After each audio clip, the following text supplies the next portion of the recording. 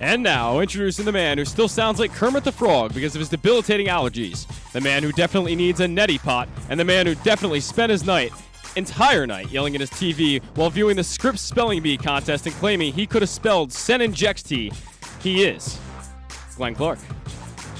Did you see the video going around of like the new way that they're doing the spelling bee? I did not see it.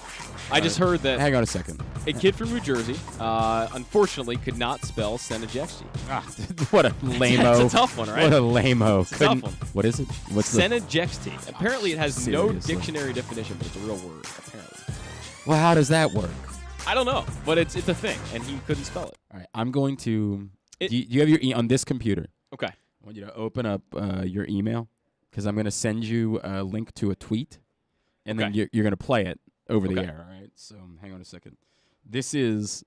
I have no idea what this is, but apparently they done changed. They done changed the spelling bee a little bit. It ain't your granddaddy's spelling bee. Okay. There have been.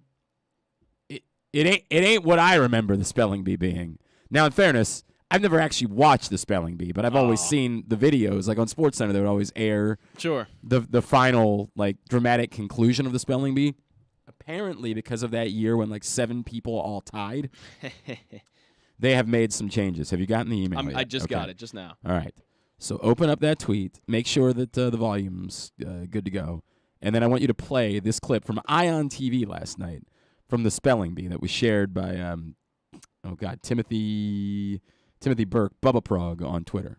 All right, we ready? Yeah, I'm good. Nope, that's the music. Word is. All right, we'll try that one more time. We'll try this again. Music is still going. We got to mute iTunes or pause. Music goes a long time. Pause Apple Music. God, do I sound good? Oh, do I sound good?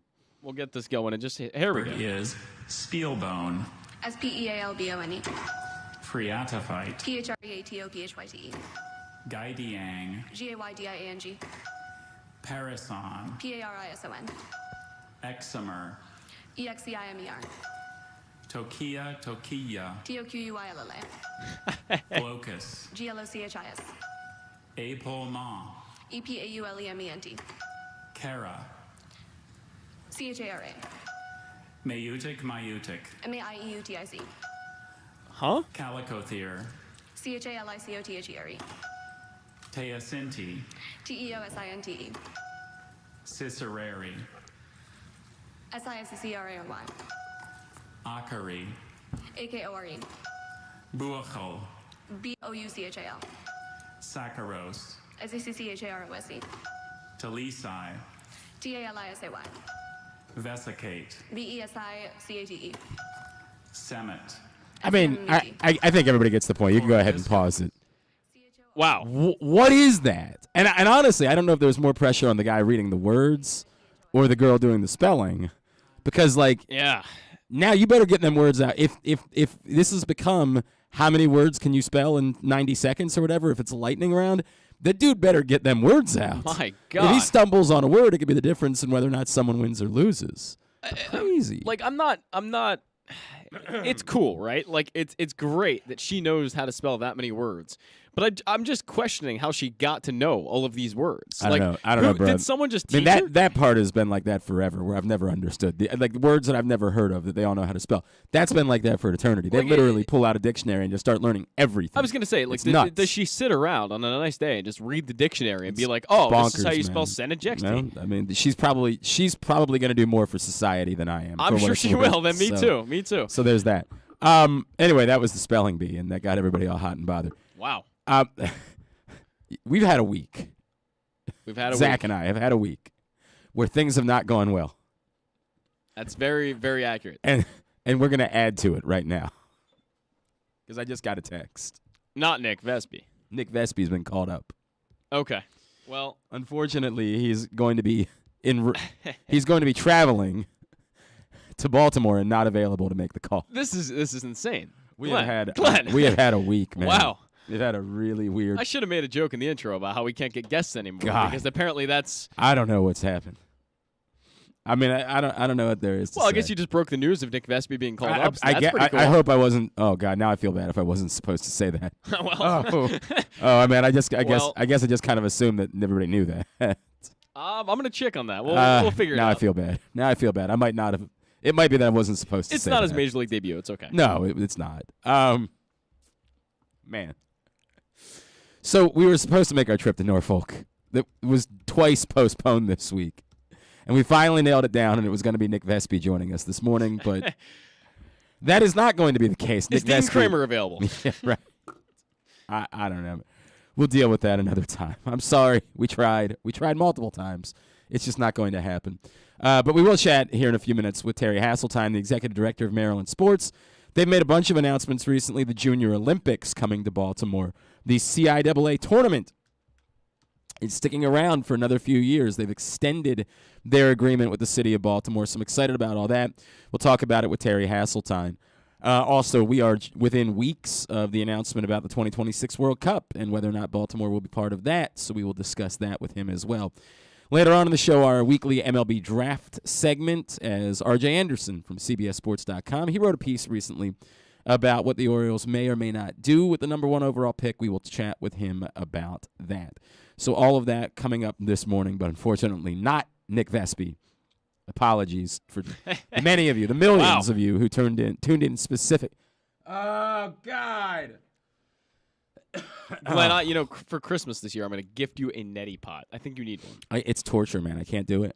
It's like it's like being waterboarded to me. I can't do the neti pot. I've tried so many things, nasal sprays. I've tried the neti pot, bro. I can't do it. It feels like I'm being waterboarded. I can't put myself through it. The moment that I go to do it, I'm like, nope. I'm out. No, thank you. You're like Rachel in Friends when she can't put eye drops in her eyes. But that's a little different. You know what's funny? I actually had an eye drop problem too when I was younger. Oh, okay. I got a lot of problems. Can't get anybody to call into the show. Got a lot of problems. I just eye drop shamed. Shamed Glenn yeah, over right. here. Thanks a lot, jerk. Another problem I've got is Grayson Rodriguez. So let's talk about it. It is not the good news that we had hoped, or the better news that we had hoped that it was, based on what Andy Koska had tweeted. Apparently, there was also a cramp situation, but it was in his back. So there were two different things that were going on. What we had talked about yesterday is that once you start hearing the term strain, you almost fear that, like, it's the immediate path to Tommy John surgery. And that's not the nightmare that it was once upon a time, but it still ain't great. It's still not desirable. And I'm not trying to be dramatic. We don't know if Grayson Rodriguez is going to end up having Tommy John surgery, but the kind of cryptic way that Mike Elias was discussing it, like, he's going to be out for a while at least. Yeah, it's a weird way to put it. Sort of points you in the direction that, like, the best case scenario is it's a while. Mm-hmm. But we know there's a very practical scenario where it's even longer than that because it involves Tommy John surgery. Now, there's a couple of things that we have to point out. I certainly understand that it feels like the sky is falling. Those of you that were worried about Grayson Rodriguez being here 2 weeks ago, next week, the week after that, anytime in the next month, I'd said a million times, the story for me was always about next year with Grayson Rodriguez. At some point, I wanted him to be here this season. But we're letting ourselves get carried away by the fact that the Orioles don't stink the way that a lot of people thought they were going to stink. Mm-hmm. And we are not being realistic about what the priorities are. It's fun that they are more competitive than we expected them to be. But this was never the season. The likelihood is that next year was still kind of pushing it, but it was the first year that you could paint a picture and say, hey, there's an outside chance. There's a chance that if things go right, Grayson Rodriguez gets here this year, looks comfortable, looks ready to go to be a legitimate major league pitcher. You could start doing the math that next year, maybe, things could start falling in line. Right. If Grayson Rodriguez ultimately ends up needing Tommy John surgery, it becomes a bit more difficult to start considering that. I'm not sure how one correlates with the other, though. What do you mean? Why is his injury a precursor to Tommy John, is my question. It's not necessarily. It's just the cryptic way that Mike Elias discussed it. Like, I can't shake that. He didn't define. Like, it felt like he was saying, and maybe Tommy John, maybe it's something else. Maybe it's another type of surgery, right? It felt like what he was saying was way more along the lines of, at best, it's going to be a while, but we think there's a scenario that's worse than that. So where is the lat? It's right behind your shoulder, correct? Like right below. I believe that's true, but I'm also back. Okay. I'm not. I got to be honest with you. I did not go to medical school. So Mike Elias said that there was no rotator cuff damage, and Right, that right. he avoided a bigger injury there, which is great. I don't know how a back injury would really feed into Tommy John, but then again, when you hear someone present a cryptic message in the way Mike Elias did and say, that's the part. That's hey, the part. I want to be right, very. I don't know right. anything about medicine. I know nothing about medicine. I know nothing about how the body works. I sure as hell don't know how my body works. If I did, I might be able to talk. fix the sinuses. Sure, Yeah, but, that'd be really swell. yeah, well, if that's all Grayson Rodriguez had, we'd be pretty pleased. Oh, it would now. be the greatest thing ever.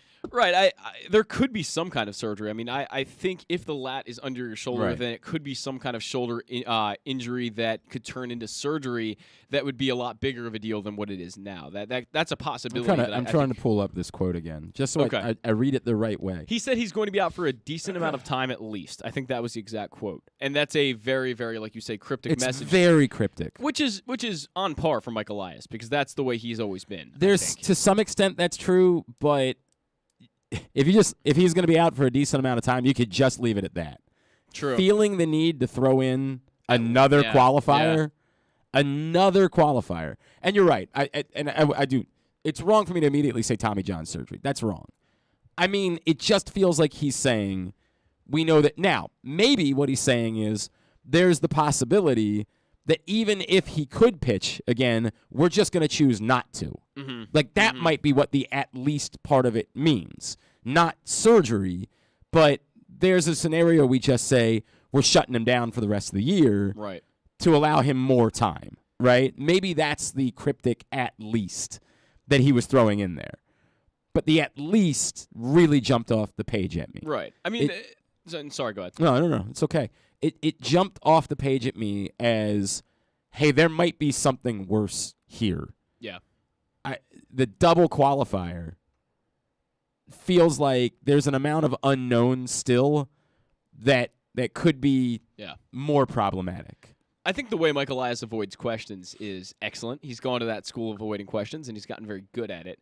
And because later on in the interview, someone said, when is Grayson Rodriguez going to pitch for the Orioles this year? Could have been possible that he would have been up in the next few weeks had this injury not happened. And Mike Elias said, well, the timing of this thing stinks. Right, which is not really an answer to the question. Incredibly of course. vague answer, Yes. right. That to me I separate from what the answer that he gave to this question. The answer that he gave to this question, all you got to do is say he's going to be out for a decent amount of time. That's broad enough. Right. Like that. You're not tying yourself down to anything. A decent amount of time could be 2-3 weeks. Sure. That's a decent amount of time. Yeah. A decent amount of time could be 6 months. A decent amount of time is a broad stroke to brush with.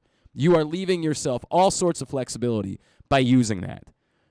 Feeling the need to put in a secondary qualifier to what was already a broad, undefinable answer, like, Doesn't give you a lot of confidence, does it? I can't feel good. No. I can't feel right now like there's any reason for me to think that it's really not that bad. I'm not, again, I'm trying to not be speculative, and I'm trying not to be, but boy, the way he answered that question. Well, it's hard not to be, because when he says something like that, your mind immediately Did he say goes at to least? kinda- Because Rock said it was at the minimum, which is the same thing. I heard at least. That's what I believe he said. Rock quoted, he's going to miss a decent amount of time at the minimum. Still means the same thing, yeah. But it's the same concept, right? Whatever it is, it's still a double qualifier. He's doubling down on the statement if he just said he's going to miss a decent amount of time, right. Nobody's tying him to anything. Nobody's saying, well, if he's not back in a month, what the hell's going on? Right. Remember, that was sort of the Adley Rutschman thing where we were like, anybody going to talk about the fact that it's been way more than like we were talking about this as like a 3-week thing, and all of a sudden we're at 6 weeks and we haven't heard anything at all. Right. He didn't tie down to anything. He didn't tie down to any sort of number whatsoever. And yet he still felt the need to put in another qualifier of at the least. And that's or at the minimum, at the minimum. Sure. Or at least, whatever it was. And that's the part that that was unnerving to me. The unnerving part was the second qualifier. You're right. It's wrong for me to say Tommy John surgery because that doesn't make sense. But that there's something else that you're concerned about. That right now there's a best case scenario, and the best case scenario is still a while. You're not seeing Grayson Rodriguez anytime soon. But we fear there might be a worst case scenario. And the worst case scenario is somehow even worse than you're not seeing Grayson Rodriguez anytime soon. Right. I mean, Tommy John generally means 18 months, and I doubt it will be as long as this because that's about the longest injury you can have when it comes to baseball. But a back injury, still a shoulder 18 injury. months. Why do I feel like it's not been 18 months for everybody of late? Maybe they're rushing him back a little bit quicker than they have in the past, but I know that that's an injury that generally takes well over 12, well over a year. They're out for, this season, next season, and more, and that's kind of where it starts to become. But for a shoulder injury, obviously that's equally concerning. I mean, John Means, I believe, had a shoulder injury last year that kept him out for an extended period of time. So if this is anything similar to that, we could be looking at 6-7 months. And I don't want to say, I hate to say it because you want to see this guy, pitch for the Orioles this year. But the fact is I'm seeing that as kind of unlikely. I keep coming back to it's not about this year. It was never about this year. Yeah. But the part that makes it stink was you still wanted to see him get here this year and show you the signs that he could be an upper part of the rotation pitcher next year. Right. Go through whatever struggles he's going to go through whenever he gets here, work through that, get comfortable facing major league hitters, and whenever he got shut down, you would feel as though next year you could have an amount of confidence in him being at least a middle-of-the-rotation major league pitcher. Mm-hmm. This really dampens that because presumably if he doesn't pitch at all the rest of the season, and we don't know that yet, but if that proves to be the case, the innings thing becomes a huge problem again. Yeah. Part of what you wanted to accomplish this year and what we've been talking about this week is ramping him past 100 innings, is getting him to wherever you're going to get him, 150, 160, something along those lines, so that next year you believed he could pitch 200 innings. Well, if he doesn't ramp up to that number, if this is it, it's hard to fathom you going directly to 200 innings next year. No. It's really hard. That can't happen. That's not even – I don't think that's in the book of possibilities at the moment. I wouldn't think. It just that's – again, with the way the Orioles have been so careful and the way the Orioles have approached everything slowly and they've taken everything just incredibly – slowly is the word for it again – Grayson Rodriguez is not a guy that they're going to immediately throw in there for 200 innings. I wouldn't. They would go, he's going to pitch, 56 this year if he doesn't pitch again? If he doesn't pitch again, yeah, that sounds about right. It's like 56. Yep. And, next year maybe he throws 115, maybe at the max. I mean, I can't see it being more than that. He's thrown 104 innings, I think, at the tops in his career, somewhere around there. It's just disheartening, I guess, is the word for it, because they've been so high on the guy, and fans were so excited for him to be here. And then you see an injury that Mike Elias says will be out for a decent time at least. It's disheartening. And it's definitely throws a wrench in your plans for next year. And again, we have to be careful. There is, of course, when you leave it as open-ended as this, there is the possibility it is the best case scenario, and he could maybe pitch again before the season is over. And perhaps, could pitch for the better part of the months of, like, if the plan was to shut him down at Labor Day, maybe if he can get back in late August and just pitch in September, then makes a couple of rehab starts at AAA, and he gets to make 4 or 5 starts in the bigs at the end of the year. Ideally, there's still a scenario where something like that happens, but we can't pretend like it isn't a serious – this is the second most important part of the rebuild working. And someone might argue, weirdly, that it's more important than Adley Rutschman just because of the lack of depth of pitching that the Orioles have within the system. This puts a lot more pressure on DL Hall. This puts a lot more pressure on Kyle Bradish, frankly. Trying to figure out where your pitching is going to come from if in any way it's no longer a guarantee. Look, you hope that Grayson Rodriguez comes out of this and he is just fine whenever he ends up pitching again, and the talent is all still there. He's not at all impacted by the injury, and this is nothing but a blip on the radar. That again threw off maybe the timeline a bit for both Grayson and maybe the Orioles, but ultimately not really all that much of a problem. But it also maybe leads the Orioles back to a conversation they have to have internally. And this is the part that, as I've remained patient, there does become a point at which you watch what's going on and say, do we need to alter some decisions? And I don't know if this offseason was likely to be the time where they were going to start spending any real money. Right. No. But if things continue to go well as far as the lineup is concerned, if Adley Rutschman comes to life in the next couple of months, looks like the star we think he's supposed to be, if Austin Hayes continues to rip the cover off the ball all season long, if you start looking at this and saying, hey, we're pretty close to having an order that can compete, a lineup that can compete, And back up the pitching sufficiently. Yeah. then I have not been critical of the Orioles not spending money because I've said I get it. Why? Why spend $5 million more for one more guy to pitch every fifth day if the results don't really matter? But the results gonna need to start mattering soon. Right. And if you have any question marks about Grayson Rodriguez, and it's hard to present a scenario where going into next year you don't, it might be time for us to start demanding that you match the effort of the rebuild with the willingness to spend more money. We'll see. I agree wholeheartedly. I think that the Orioles have to kind of find that balance of free agents they bring in, trades, and who they're bringing up from the farm system. But I remember a few years ago, I can't remember if it was not Dia Hall, but Keith Law is what I was trying to say there, or Dan Connolly, who wrote about the Orioles' pitching depth being somewhat limited behind Grayson Rodriguez and Dia Hall. And I'm trying to remember who it was. There's someone from The Athletic, one of those two. And a lot of people attacked those articles because they said, they've got John Pinto and Zach Peak and all these guys that are down there. And that's true. That's all fine and good. But the fact is that there are very little premium talents behind guys like Grayson Rodriguez and Dia Hall that are in the minors. And that's simply fact, right? Like it's Zach Peak could be fine, but is he going to be a frontline starter? Probably not at this point. You certainly can't plan around it. Right. It's sort of what I say this about a lot of guys. It's fine to believe that there's maybe a bit more there than, like, a year ago I was sort of talking about it was almost doom and gloom, right? Like, I know Connolly wrote a big piece about it for The Athletic. That's okay. It was Dan Connolly. It's just not there. Like, there's just not the pitching. Right. And when I would bring that up, I would get a little bit of pushback. Kyle and Paul later would say, well, you're not thinking about, you bring up some of these names. And I'm like, I have no problem saying these guys could turn out to be major league pitchers. My issue is planning around it. Right.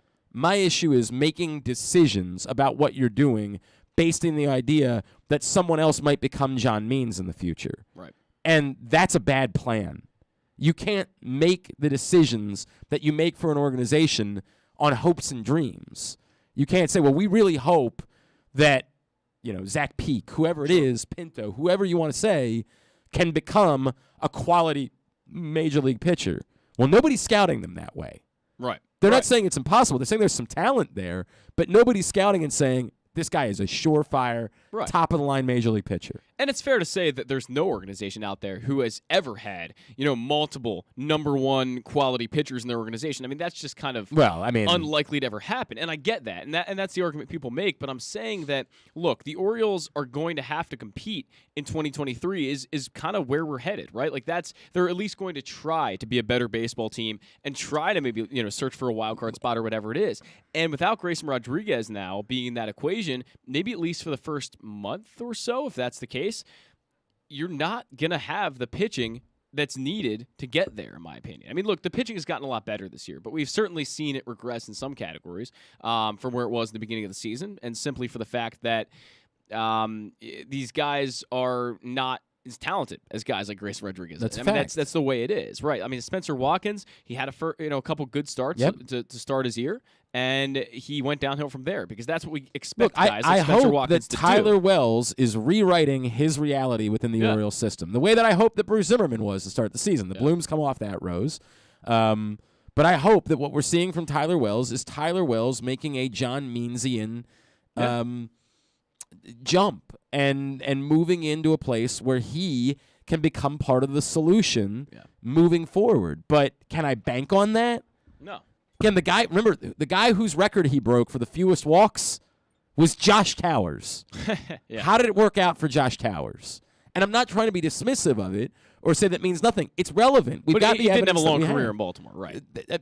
I'm saying it's not a guarantee that Tyler Wells becomes Josh Towers. This might really be a sign that Tyler Wells can become a high-level, I think it was one of their motes, a high-level Major League pitcher. But the sample size is too small for me to say that with any amount of confidence. Could he be? Maybe. Sure. Can I assume that? Can I make decisions that are predicated on that? Right. Well, that would be reckless. That would be insane.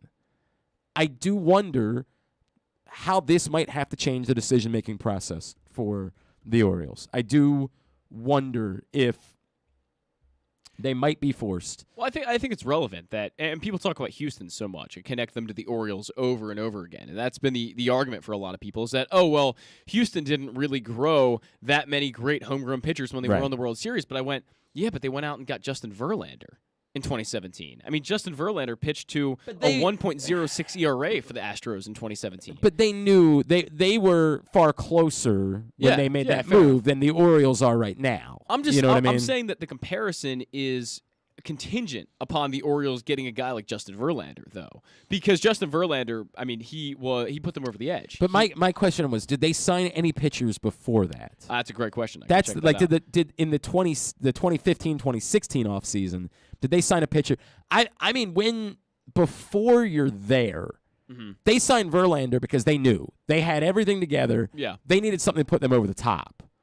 I'm talking about a scenario where you don't know.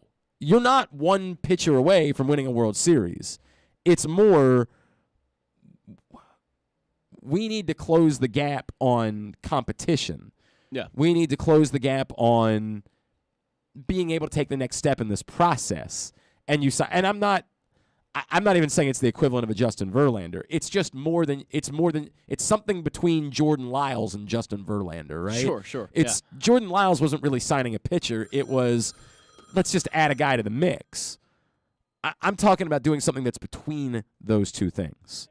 I don't know. And we'll monitor this for the coming months. But we can't pretend like this isn't a massive moment in the context of what it is the Orioles are trying to do. Today's show also brought to you by the FanDuel Sportsbook at Live Casino and Hotel. Boy, we haven't even talked about Game 1 of the finals. We'll get to that later on. If you want to be there for Game 2 on Sunday night, email events@sportssocialmd.com. It is the best place to be. 61 self-service kiosks for you to get your bets in. If you want to bet on the French Open finals this weekend, again, the best place to be is the FanDuel Sportsbook at Live Casino and Hotel Maryland, as those self-service kiosks are open 24/7. So even before the Sportsbook opens, you can get in tomorrow and Sunday morning and make your bets. A couple of big announcements recently about one, a brand new event, and the other, an extension of event that came to Baltimore this year. And we know there's this World Cup thing that's still lingering. We always love catching up with our next guest. He is the executive director of Maryland Sports.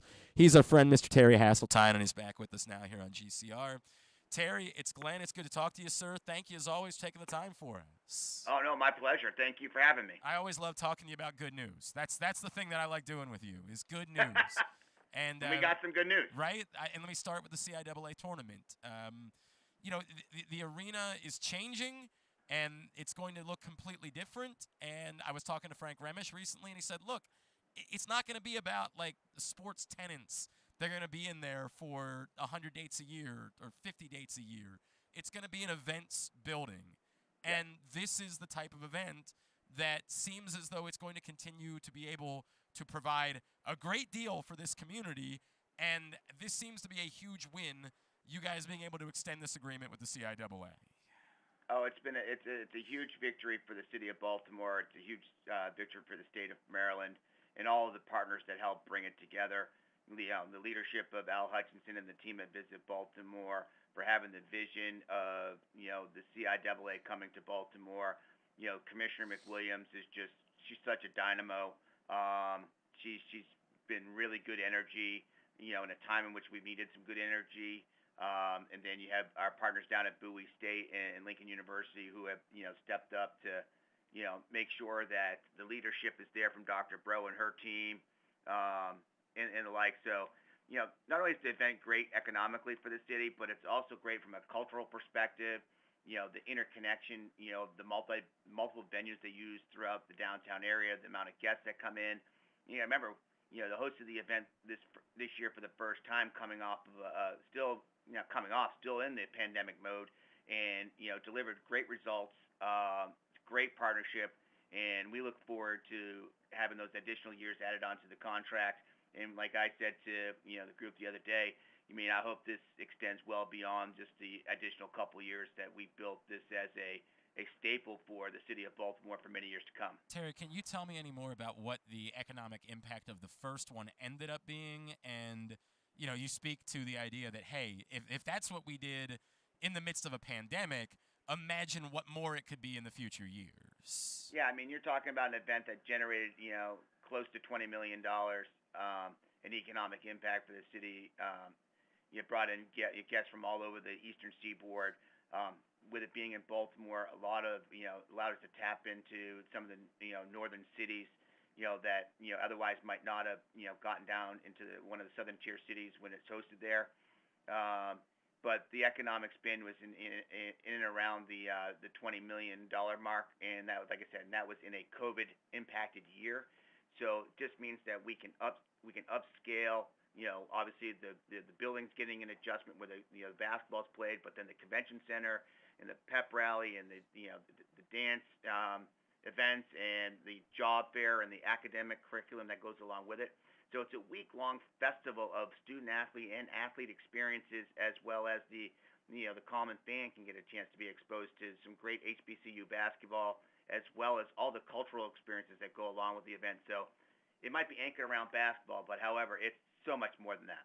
Can you give me an idea at all, Terry, about, as I brought up what it was that Frank Remish was telling me, have you started to get any sort of sense of what is going to be legitimate as far as other sporting events that could be part of the renovated arena?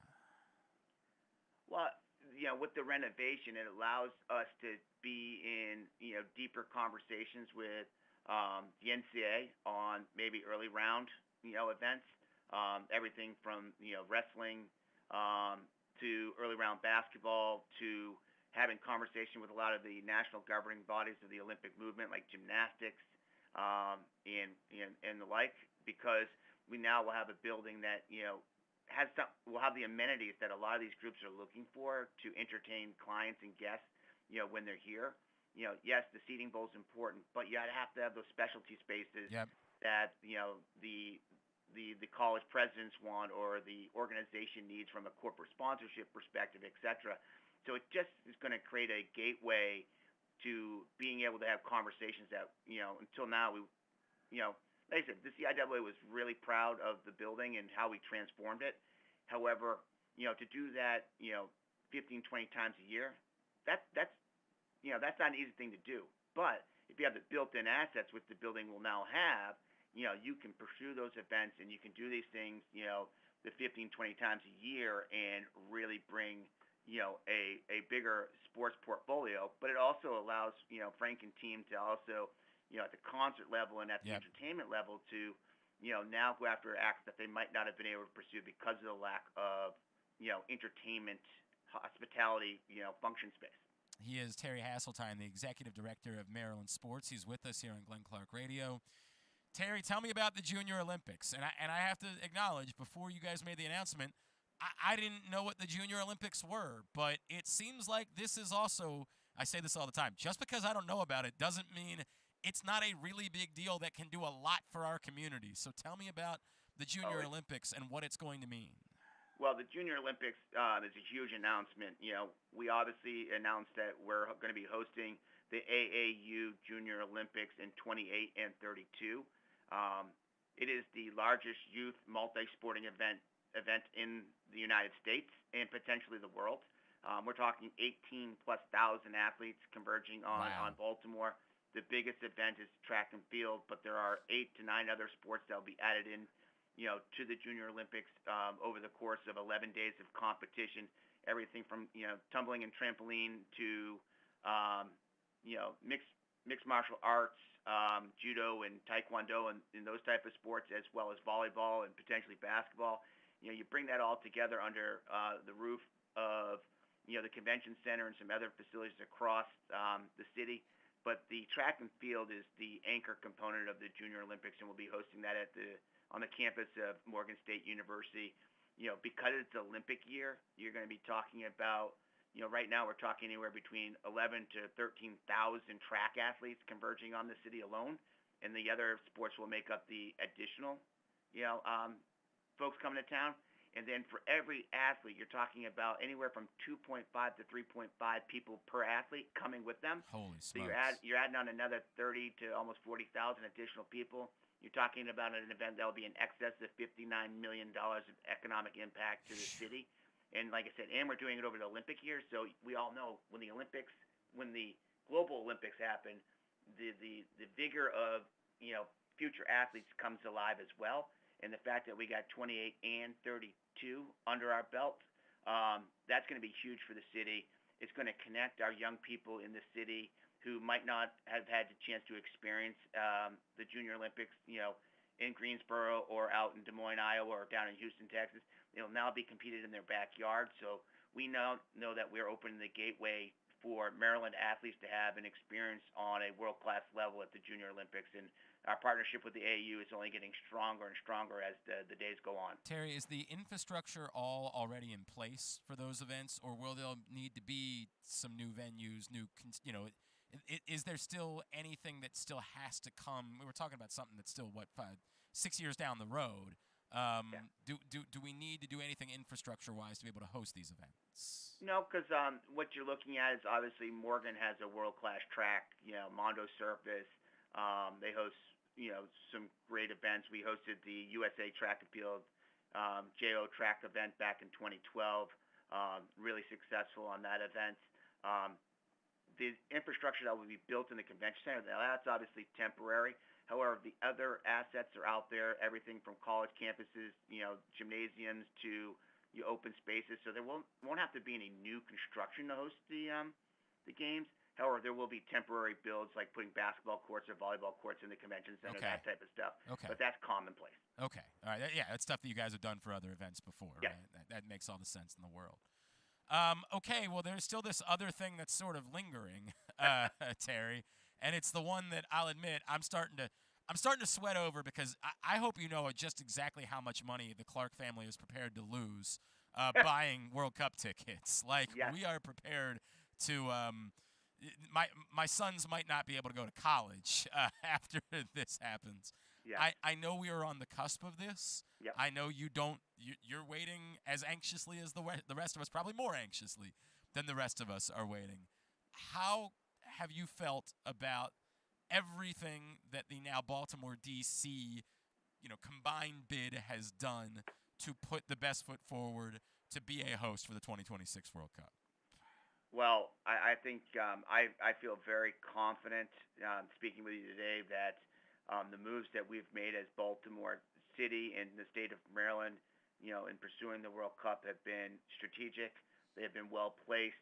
And then when you take the nation's capital, brand equity and the recognition that they have globally, outside of the United States, and you merge the two together, you got a 1-2 punch there that's pretty darn awesome. And the way it's laying out right now is all the football-related action would happen here in Baltimore. So matches and training would happen in the portfolio that we put forward to FIFA, as well as a lot of the lodging and various hospitality components that go along with the World Cup. And then DC with that natural infrastructure and the fact that this is a June-July event. It's the 250th anniversary of our nation that year. they were already planning a big party to celebrate that. Now we bring it together under the umbrella of FIFA. You just magnify that times 3 or 4, and you're talking about a region between D.C. all the way up through Baltimore into our counties to the north. You're talking about a significant impact to this environment. You're talking excess of $400 to $800 million and then some. We're looking at teams calling this place home for 30 plus days. It's also the largest World Cup event in history. It'll be a 48-team tournament for the first time. So this place will be a buzz. Yes, you're not alone, Glenn. The Hasseltine family too will be might have a little different access just because of the role we play in it. But no, it's really funny, Terry. I plan on maybe having to take out a second mortgage on the house and doing some of that stuff for the amount of family and friends that are going to want to come in and be a part of something that that we've all worked on together. But Glenn, this is going to be a tremendous time period for the city of Baltimore and the state of Maryland when they announced on June 16th that Washington, D.C. and Baltimore, Maryland collaboratively have been awarded the World Cup. I mean, I might throw a one-man parade when it happens. And I'm telling you, Terry. I might buy a ticket to that. I want to see that. I made the joke. If it's Cameroon, Martinique, I don't care. I'll pay $1,000 for the ticket. The opportunity to experience the biggest sporting event in the world in my hometown, it just gives me goosebumps, man. Thinking about it makes me emotional. It's overwhelming, the possibility that's in front of us. So but I don't care. I don't care what the price is. I will be paying it, and my 2 boys will be there with me, and we will be experiencing the magic of the World Cup the moment that it happens. Well, I think you'll be experiencing I think you should get ready, start doing whatever paperwork you need to do. Right. I don't want to sound overly confident or whatever because obviously, decision day is June 16th, and we're going to be waiting along with everybody else. The program is from 5 to 6, on Fox Sports. The announcement will happen during that 5 to 6 time frame. FIFA then will do a press event, I'm sure. But we ask that our everybody in Baltimore, Maryland, be tuned into that show and be ready to get out in the streets and fireworks and the whole 9 yards. We're fired up, about the possibility, Glenn, and but we got to keep our head down and make sure we keep moving everything forward in the right direction. Us in DC are meeting regularly to start, fine-tuning this orchestration of the collaboration. But we feel that we've now put both of our best foots forward by coming together to tell FIFA that we really want this in the capital region. We are, and again, I know a lot of people pointed out it's the 250th birthday of our country, and so what that could mean in D.C. for their events, and then the matches here. Whew. All right. Anyway, Yeah. I got to calm down a little bit, Terry. It's all going to be good stuff, and then right now, just so you know, while I'm sitting here, I have our friends with the Maryland Cycling Classic in town putting the final touches on what will be a great, Pro Series race on September 4th. 2022 over the Labor Day weekend. The route has been publicized. It's out there, traversing mileage up in Baltimore County and then coming in multiple circuits into the city. It is the highest level cycling event in North America in 2022, so we're really stoked about that as well. It's going to be a hell of a Labor Day weekend. And by the way, I just happened to see this. Did you guys have anything to do? Did I see that there's a PBR event in Ocean City this weekend? Like there's a Pro Bull Riders event going on? It's interesting. I think I saw the same, but I can't confirm. It's not. So it's not something that you guys have had anything to do with. I like that jumped. I'm like, wow, that seems like a kind of a big deal. I don't know, not my world, but that seems like kind of a big deal for them down there. Now, periodically, in all fairness, Glenn, some things do make it in the state, and our hands aren't touching it, but it's few and far between. I know that's true. All right, what can we plug, Terry? Where do you want people? What do you want people to follow? Where do you want people to be checking in for more information? Get all the plugs in for me. Oh man, you got 1,001 place you can go there. You can go to MarylandSports.us. You can go to SportCorpMaryland.us. You can go to MarylandCyclingClassic.us. You can go to MarylandFivestar.us. You can go, on our social tags. They're all basically the same as what I just prescribed. You can go on to BaltimoreMD2026.us and find out everything about the World Cup. That obviously will be transitioning over the next period of time. But, if you're out there and you want to support, our nonprofit arm, which is the Maryland Sport and Entertainment Corporation of Maryland. I said that backwards. It's the Sport and Entertainment Corporation of Maryland at sportcorpmaryland.us. And, it's a nonprofit that is behind putting these efforts together on the large scale. And, we're always looking for good sponsors. We're obviously looking for good partners out there. So, if you're interested, give me a call or get online and drop me a note. Love it, man. Terry Hasseltine, I always like talking about good news with you. Let's pop some champagne bottles here in a couple of weeks, all right? Thank you. I look forward to it. I can tell you the night of the 16th, I'm hoping there's a lot of corks popping. No doubt, man. Thank you, Terry. Always appreciate you. Let's talk all right, soon, thank all right? you now. Terry Hasseltine, Executive Director of Maryland Sports, checking in with us here on GCR. Brian Powell just sent me a picture. I don't know if he's down in Ocean City or he just found it on Twitter. They're legitimately in the parking lot of the inlet. They have set up a pro bull riding arena. Greatest thing I've ever seen. That's amazing. That's awesome. There's a legitimate. I don't know enough about the pro bull riding tour. Sure. To know like there's a tour. There is. I know that because you know more than me. There used to be when I worked in Phoenix, there was a stop in Glendale where the Coyotes used to play in that arena. And one year they invited us to come out and like be a part of it. And we really thought they were going to put us on a bull. Like we thought that's what we were going there to do. And I was terrified. And we found out like, no, they can't do that. They can't just put. It's not a thing they can do. So I mean, they had us put on some of the gear and all that sort of stuff and go through. And it was fun. It was a fun thing hanging around those guys. And I actually went. I had a cousin in town, and like they had offered us tickets to the event. I was like, "Do you want to go watch the bull riders?" and she was like, "Man, what the heck? What else are we gonna do?" When I was in Vegas in April, there was a mechanical bull in my hotel, and I was that's a much different thing. Really tempted. I know, but have you never done it there? Like at the I have never done it. And what is that? It's a PBR bar, right? In Baltimore. I've heard about that. Yeah. I really should go to that and ride the mechanical bull. I think I'd do all right. I did it once. I don't know if they still do, but they used to have a mechanical bull at the State Fair, and I did it there one year after a few beers and. I did okay. I think that's the only way to do it, right? I mean, I think you have to be a little bit. I mean, if you go to the bar that I was referring to, it's nothing but just the drunkest people on the planet getting on that thing. Well, might have to try it out. Yeah, but Brian Powell confirms there is legitimately a. I don't know any of the details of it, and as Terry Hasseltine pointed out, it's not in connection to Maryland sports and tourism, which is typically involved with almost anything sports-wise that happens in the state. So. I don't know any of the details, but right now, also, by the way, not great if you're going down to Ocean City this weekend and you're looking to park. Like, not ideal. It has taken up a good bit of that parking lot. But a cool thing that's happening in Ocean City this weekend. The Pro Bull Riders are down there. All right. Again, if you missed it, unfortunately, Nick Vespi won't be able to join us, and I definitely was not supposed to say why he wasn't able to join us. But what I can tell you, Rock Kabatko reports. This is correct. Source confirms Orioles recalling Nick Vespi from AAA Norfolk, bringing his 0 ERA back to Baltimore. Well, there you go. So I didn't say anything.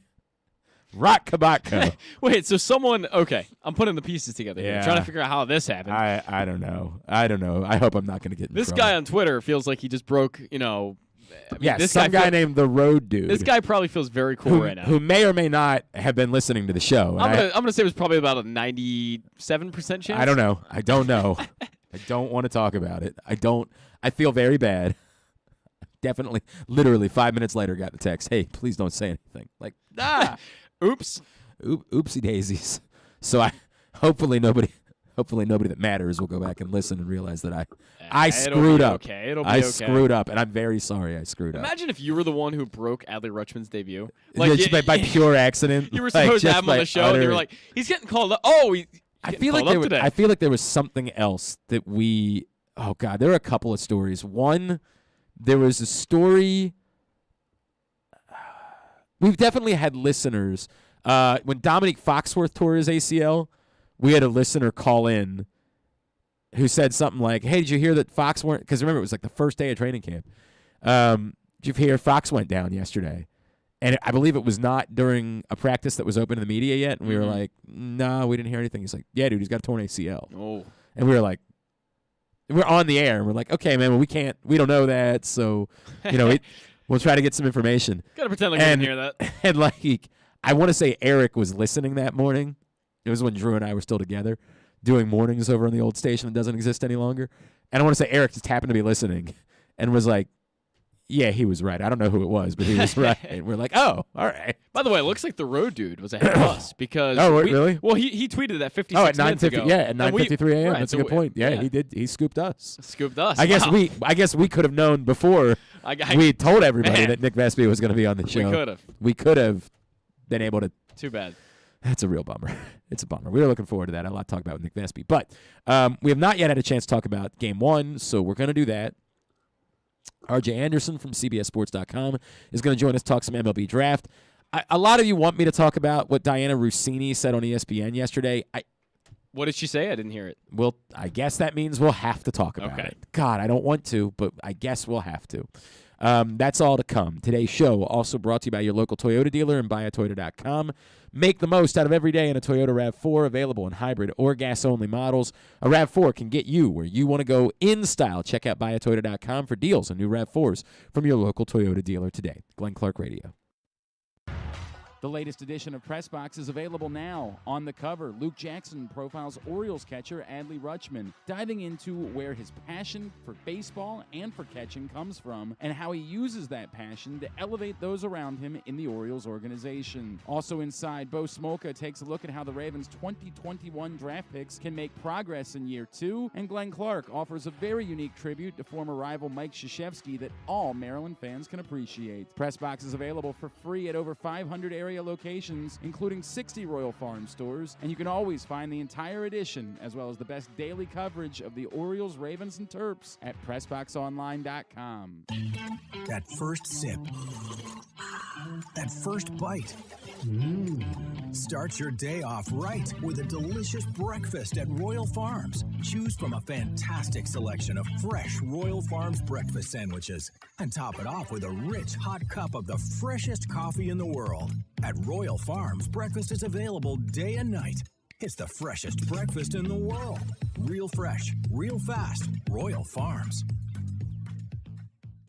Sports betting has come to Maryland, and we're ready to help you win some money. Tune in for Simply the Bets every Tuesday morning at 11:40. FanDuel Sportsbook assistant GM Leon Twyman and VSiN's Aaron Oster join the guys every week to give you all of the info you need and offer you a few winners. And every other Thursday at 11:40, tune in for Weekend at Bookies as Andrew Stecca and Alloy Sports' Brad Kronthal help make you some money for the weekend. So come win some money with us on Simply the Bets every Tuesday and Weekend at Bookies every other Thursday. Brought to you by the FanDuel Sportsbook at Live Casino and Hotel Maryland. Listen at PressBoxOnline.com/radio. Watch at YouTube.com/PressBoxOnline.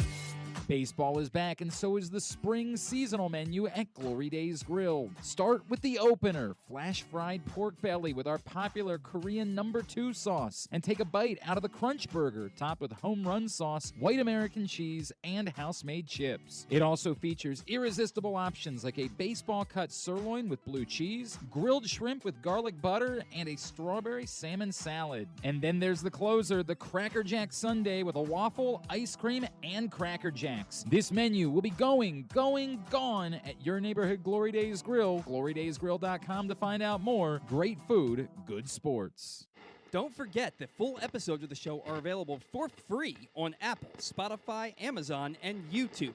But warning, you get what you pay for. You're listening to Glenn Clark Radio. Hey, if you missed it last night, Stan the Fan was back on Facebook Live. I know he's been battling through some health issues recently. It was good to have him back. He and Gary Stein had a unique conversation with Cameron Levine, who's a women's lacrosse player at Johns Hopkins. You can find that right now by going to Facebook.com/PressBoxSports, PressBoxOnline.com/video, or YouTube.com/PressBoxOnline. We only have a couple minutes here before we chat with RJ Anderson, so I'm going to save the finals and the Ravens thing. Joe Girardi was fired this morning. Yes. What was the? I got to pull up this tweet. There was a lot. I don't remember the exact wording of it. There was a tweet comparing the Orioles and Phillies payrolls. Yeah. That got a lot of. Basically, just saying the Orioles spend a lot less and are basically as successful, which is sort of true and sort of not. This was not the one that got all the attention, but James Wagner from the New York Times tweeted out this morning, the Phillies with a $229 million opening day payroll, which ranked fourth in MLB, have the same number of wins, 22, as the rebuilding Pirates, Cubs, and Orioles. I think it's unfair to loop the Cubs in with those other two teams. Yeah, no, I don't think because that's while yes, relevant. they're not doing what they did a few years back, they still spent money on a couple of guys. They spent money on Suzuki and they spent money on who was the pitcher that they Marcus Stroman. Marcus Stroman. Yeah. Thank you. It's not like they are not comparing the Cubs to the Pirates and the Orioles is Not relevant. I get it. Yeah, They're not. The Cubs are not expected to be. They weren't expected to win the NL Central, but they definitely were not a team still going through a complete rebuild the way that those two teams are. I'm a bit indifferent towards it, right? Like I'm inclined tonight, not like Joe Girardi because he was a Yankee, so I don't care. But you have a take you wanted to share? I mean, I think I'm one of the people. Maybe this is an unpopular opinion that believes that managers do not have an incredible amount of significant influence on a team's win-loss record. I think there are some moves, like the Mets hiring Buck Showalter, that significantly changes a culture enough to affect the win-loss record. But I do not believe that firing Joe Girardi is going to all of a sudden just fix the Phillies' problems. And I'm not sure that blaming the manager in a lot of these situations when your GM doesn't go out and give the Phillies any sort of good bullpen. Build a legitimate, right? Like you can sign Castellanos, Schwarber, whatever. It's great. It's all good. You got to have pitching as well. Right. The back of the starting rotation is kind of bare, and the entire bullpen is bad in Philly. That's just a fact.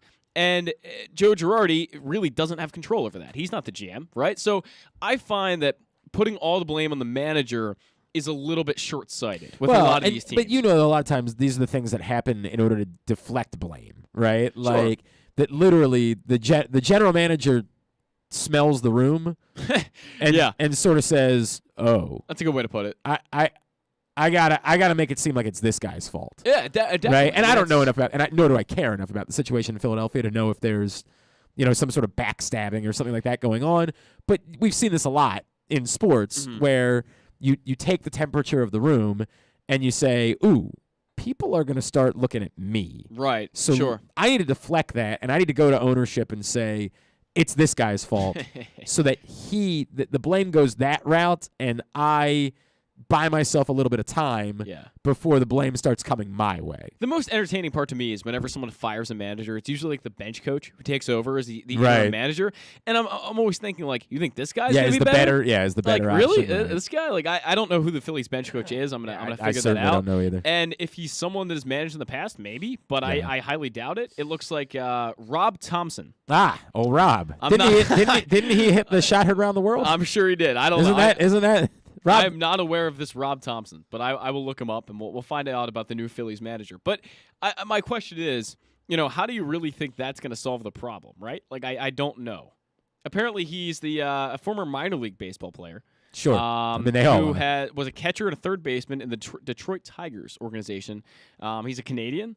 And he won the World Series with the Yankees in 2009 as a coach. So there you go. Good for Bobby Thompson. Thompson. Bobby Thompson, the man who hit the most famous home run in baseball history. The Giants won Apparently, the pennant. Not the same one.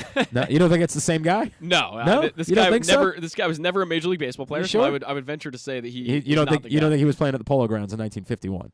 Oh yeah, it was a long time ago. That's right. My brain wasn't even going there yet. I was really hoping not you the would. same man. I was really hoping that you would join me. I wasn't in picking my it up. I'm sorry. Shot heard around the world. Wasn't picking up what you were putting down. Now I'm starting to realize you're so young. You don't realize the guy who hit that home run was legitimately named Bobby Thompson. I do know that. Okay, I just didn't know. Like, I didn't know how old this guy was. He could be probably not. But no, it was 71 years ago. So this guy would have to be like in his 90s, which is there's no chance. Not going to be the Phillies manager. That was the same guy.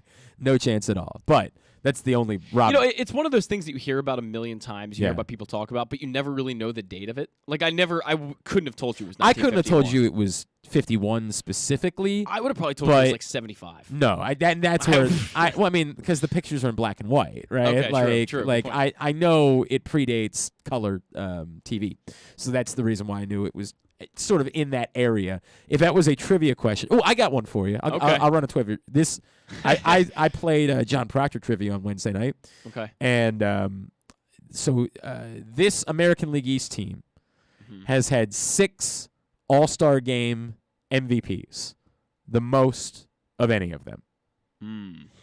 And they're a current team because obviously that division has moved around a little bit. Yes, current okay. American League East team. I feel like the Yankees would be too easy to say, so it's not going to be the Yankees. I don't think it's the Baltimore Orioles. Can't imagine that. Tampa Bay. I'm going to go Toronto. Toronto, little off the beaten path. Now, here's what I'll give you. You didn't need the hint because the hint was, it's not the Yankees. It's not the yeah. That jerk John Proctor started playing Sweet Caroline. Oh boy. As the music. Great song though. I, of course, not said, in the Red Sox context. I said, because Lord knows, who knows, as I said the team that I was playing with, they expect me to be the sports guy. I'm like, nobody knows who won the nobody cares about All-Star Game MVPs. Nobody cares. Nobody remembers. Nobody cares. He's playing Sweet Caroline. It's not the Yankees. Let's go with the Red Sox. We were both wrong, my friend. The answer is the Baltimore Orioles. Who knew? Who knew? Brooks, Frank, Ripken, Tejada, Roberto Alomar. The whole list. Who knew? Who would possibly have known that? That jerk John Proctor played Sweet Caroline to throw me off the scent. You know, I never would have known that. My guess, like I said, my guess was Toronto, but million years, not something. Million years, I wouldn't have gotten that right. Would not have gotten crazy. That right. All right, into hour number 2 of today's program. We do an MLB draft segment every week ahead of the Orioles holding the 1-1 pick in the 2022 MLB Draft All-Star Weekend. Joining us now to tell us a little bit more, a man who wrote kind of in depth recently about what the Orioles might do with that number 1 pick. He covers baseball for CBSSports.com.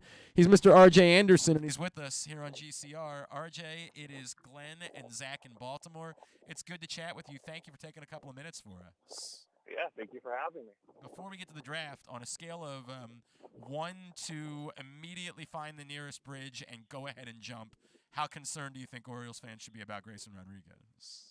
Yeah, I mean, that's a tough one because I thought he should have been in the majors already, and certainly don't want to see him get hurt regardless, but it feels like, he was so close to being promoted, you having him and Adley Rutschman together and, kind of the dawning of the future. Now, unfortunately, you have to wait and see how much time he's going to miss. Yeah. Terrible for the rest of the season, so that's really tough. We started, if, he really doesn't pitch the rest of the year, because next year, it seemed like the first legitimate year where you could start judging the Orioles' real results, right, and seeing where they are in this path. And if he doesn't pitch at all the remainder of the season, it's really tough to have confidence in what he's going to do a year from now. I wonder if that's the type of thing that forces the Orioles to have to think about, hey, maybe do we need to spend a little bit of money this year on pitching, because there is so much to like about their lineup and what they've done offensively, and how much more competitive they've been than we expected them to be. Their bullpen's been very good, that maybe they need to reverse course a little bit and consider spending some money on pitching this offseason because of that.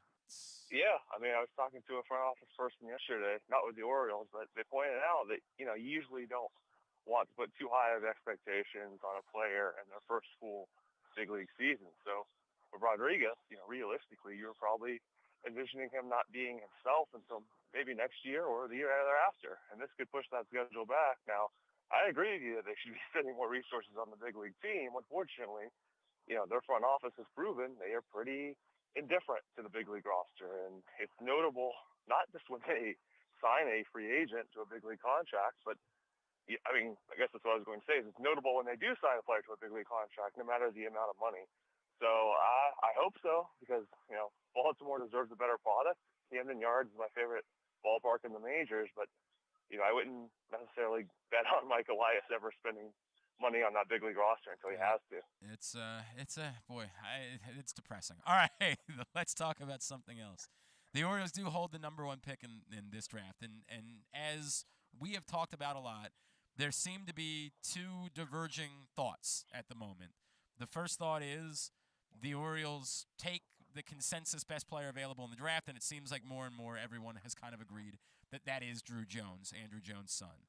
Then there's the other thought, which is, well, the Orioles haven't taken a high school anything with an early pick under Mike Elias, and in every draft except for Adley Rutschman, they've purposely gone under slot and tried to cut deals later. Yeah. What is your gut starting to tell you about the route the Orioles might take this year?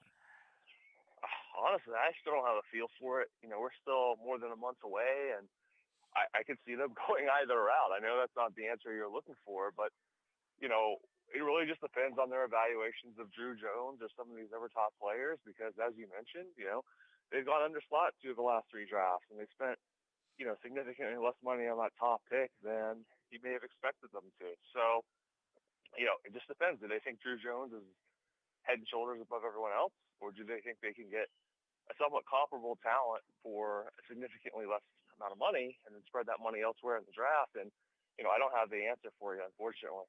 And neither do we. Are you in agreement that there is a separation regarding Drew Jones specifically, that he's definitely the top guy?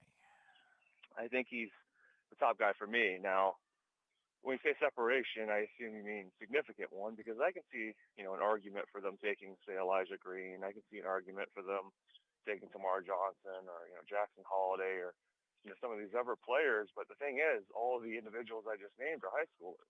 Right. And usually when you're talking about, taking a player who will sign for under slot, it's not usually the high schooler because, they have the leverage of going to college and, they just have more negotiating leverage. So I don't know. It's going to be interesting to see. I do think he's the best, but, again, it comes down to what do their evaluations say? Do they agree with that? Do they think there's a significant difference between him and whomever else is number 2 or number 3 or number 4 on their board? And, I don't know.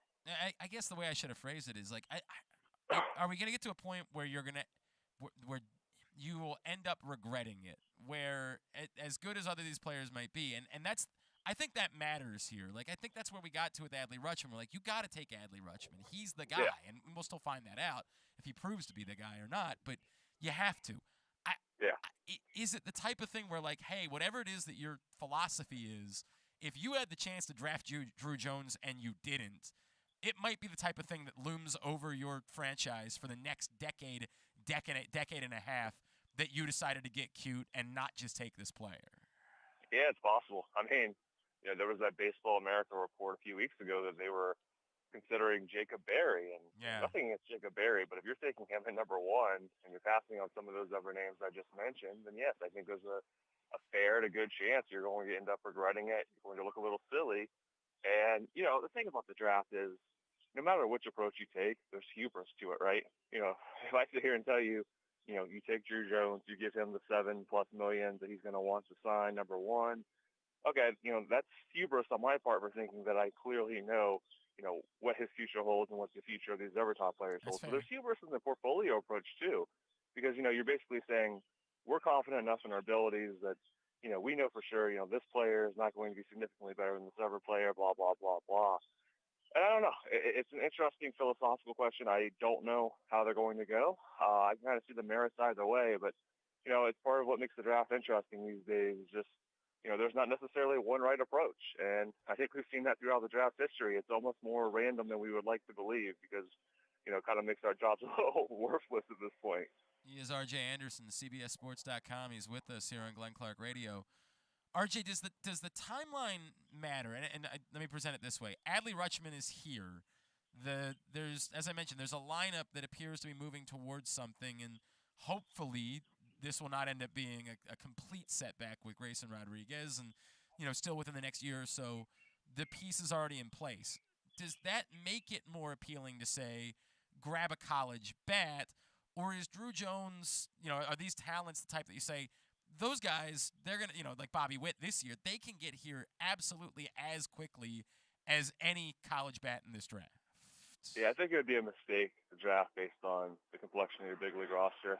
I think that's just a recipe for, making suboptimal decisions. So I would say, there should be no impetus to take a college bat just because you think your lineup is inching closer toward contention, because you never know what's going to happen. I mean, it's possible that some of the players who are having good seasons this year don't next year. And if you took Jacob Berry, for instance, all of a sudden you're like, well, maybe we messed up because we were not as close as we thought we were.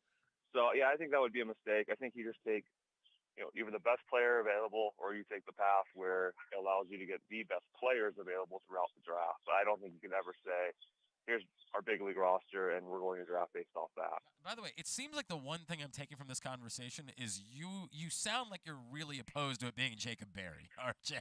Yeah, I am, because, college first basemen historically have not had the greatest of success rates. Yep. I mean, this is something I dug into with Torkelson and Andrew Vaughn and, some of these other players in recent years. And I have nothing against Berry because, he's a hitter, but you hear some of the concerns from scouts about, okay, well, how much raw power is he really going to bring to the table? And, there's no defensive versatility there. So if you're a little off on the hit tool, if he's, it's a little lower or closer to average than you might expect, all of a sudden you don't really have a great, player there. You have maybe a starter, but it's not a given. And I think that's a very tough profile to take number one, given some of the, profiles of these high school players or what have you. So, yeah, I would, if I were an Orioles fan, I took Berry. I mean, I would be a little annoyed even if I realized that, maybe they see something I don't, and maybe he blossoms into the best hitter in the draft. Do you? I assume you feel a little bit differently about Brooks Lee then, because it does look like he's a legitimate third baseman. Yeah, I like Brooks Lee. I know some fans of his, scouting ranks who have been on him for a while now. He's just a good hitter, and I believe he is going to be a third baseman long term. But that's okay. He brings a lot to the table, and good instincts. He's a coach's son, which scouts usually love, and yeah, I think he's a quality player, and if he's the number one pick, it makes sense. Makes a lot of sense, honestly. I almost can't shake. By the way, I've talked to Brooks. The kid was legitimately named after Brooks Robinson. There's something there's something romantic about that I just can't like. I know that doesn't really matter. You got to get the best player that you can get, but damn it, there is something really romantic about that story that I would love a great deal. It's just sort of where I am. I've heard from a few scouts that they believe that while Drew Jones is the guy, I've heard a couple people use this phrase, but Elijah Green might have the most upside of any of these players. Have you heard some similar things? Do you think there's a possibility that maybe there would be a risk worth taking with a guy like that? Yeah, absolutely. I've had scouts argue that he should be the number one pick because of that upside. And, to be clear, when we say stuff like that, it doesn't really make sense, right? Say Drew Jones is the number one, but there's a belief that Green might be the best player. And the reason for that separation is as simply as I can put it. Green has just like otherworldly physical tools. I mean, we're talking elite power. He can run. He can throw. He can do it all. He's, I believe Kevin Goldstein threw a Bo Jackson comparison on him, or had a scout throw a Bo Jackson comparison on him. So we're talking about, just an otherworldly physical athlete here. The reason that he's not the clear number one pick is because he swings and misses a lot. And entering the season, if you watch some of his film, keep in mind, he's playing at IMG Academy. He's not at a college. He's not at, a normal high school situation. But if you watch his film, with 2 strikes, he wouldn't even stride. And that was designed to try to cut down on his swing and miss, cut down on his strikeouts. And that really concerns me and it concerns scouts because, you're not going to be able to do that in the professionals. You're not going to be able to do that. You don't want them doing that. You want them swinging with confidence so you can, maximize their production. So it is an interesting risk-reward profile. I can't tell you which way it's going to go. Maybe he's Drew Stubbs. Maybe something like that. But it really is really interesting. If they took him number one, I would get it, even if I maybe didn't have the stomach to do it myself. At @R_J_Anderson on Twitter is how you follow him. RJ, is there anything else we can plug for you, man? No, I don't think so. Just go to cbssports.com/MLB. We have an outstanding staff, and, we have guys like Dean Perry. He's probably the best writer in the baseball world right now, in my opinion. So. Yeah, he's very good. There's no debate about that. RJ, appreciate you, man. Thank you for taking a couple of minutes for us. Let's do it again soon, all right? Absolutely. Thank you for having me. RJ Anderson, CBSSports.com, MLB writer, joining us talk a little bit of MLB draft for this week's draft segment. Zach, are you? I know again you're kind of a little bit of a scout yourself. Yes. Have you really made some final thoughts at all about the O's at 1? Yes. Is your question? I mean, I think there's a number of options left for them. You look at Drew Jones. Kylie McDaniel said that he's reporting They're down. They've got 5 guys. I did hear that, 5 guys, which you can probably make a pretty kind of makes easy me hungry. assumption. You want a burger? I would love Go a for a burger. burger. Would love a burger and a milkshake from 5 Guys too. Right. The fries are fantastic. Well, anyway. right, Yeah, I think it's kind of easy to infer of who these guys might be. I think Drew Jones right now is kind of, the media controls a lot of narratives in the draft every year. And I think Drew Jones is one of them where the media has really controlled the narrative of him being, that number 1 prospect and becoming the guy that, is setting himself apart from the rest of the pack. I think the media kind of made that narrative up a little bit, but I wouldn't say that. You say that. I've talked to a few scouts who agree that he's. Oh, I don't disagree with that. That don't say that it's great distance, that it's like Drew Jones and the field. Yeah. But I've gotten the sense there's an agreement that he's if we were making a choice, and it was just, who do you want? Nothing else matters. Contract. Who do you want? I've gotten the idea, and again, I'm not trying to suggest that I know 100 scouts, but in the little conversation that I've had with those guys, I've gotten the sense that there is at least an amount of agreement that he is the top guy of the group. Yeah, I think he is, and I think he separates himself by a little bit. I just don't think it's the kind of separation that Adley Rutschman and Bobby Witt Jr. had on the rest of the 2019 class. I think there's not that same kind of separation here, and I think the guys are a lot closer. I like Tamar Johnson a lot. I mean, if you look at the swing, he's probably around a 70 hit tool. The power is obviously going to develop a little bit as the guy gets bigger, but he's being at a second baseman is going to knock down his value a little bit just based on the fact that he doesn't play a premium position like Drew Jones or Brooks Lee or some of the other guys at the top of this class. As RJ just said, Elijah Green, the ceiling is super high. He's just going to have to cut down on the swing and miss. The strikeouts are a bit up for him this year. And frankly, the fact is that I'm not sure the Orioles really care about strikeouts. I'm not sure that's something. I mean, we've seen them take guys who are high strikeout, high power guys, and that's kind of been a model they've been following. And especially a guy like Elijah Green who can put the ball 450 feet into the stands pretty easily. I'm not sure they're going to be too worried about how many times he strikes out, but it could be a relevant thing for some other teams. I'm not sure how the Orioles specifically feel about that, but it definitely could hinder, I guess, his progress in going towards number 1.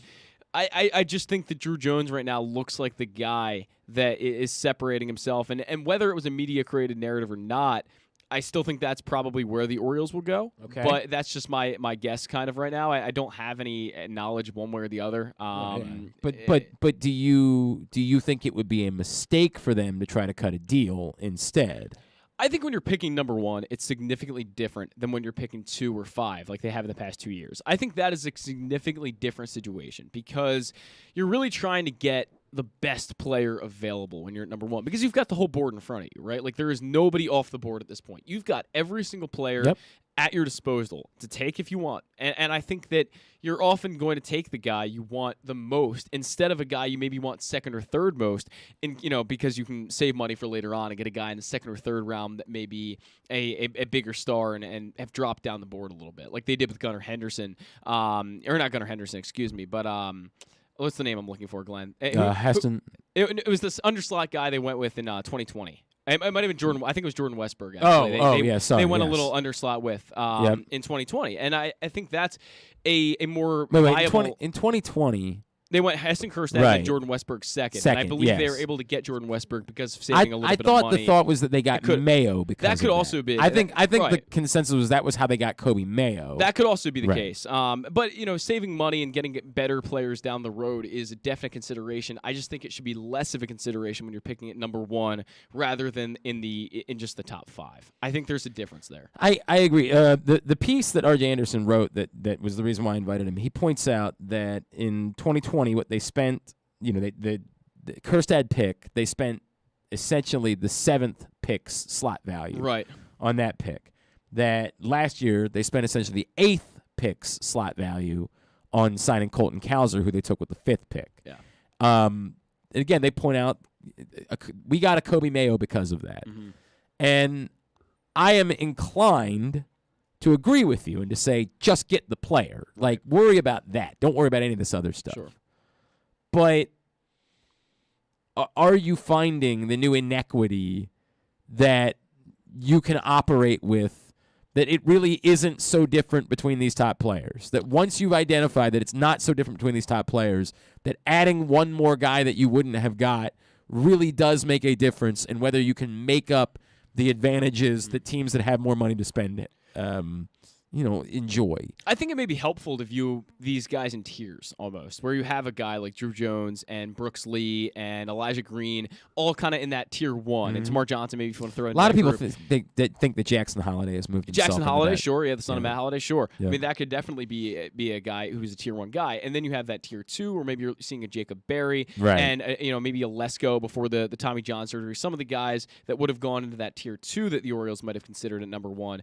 And maybe if you take any one of the tier one guys, you're happy with it. Yeah. But I think if you reach into tier two and you take a guy like Jacob Berry, and like RJ said, nothing against Jacob Berry, but the defensive capability is just not there for him. He's not a guy who's going to be a premium defender.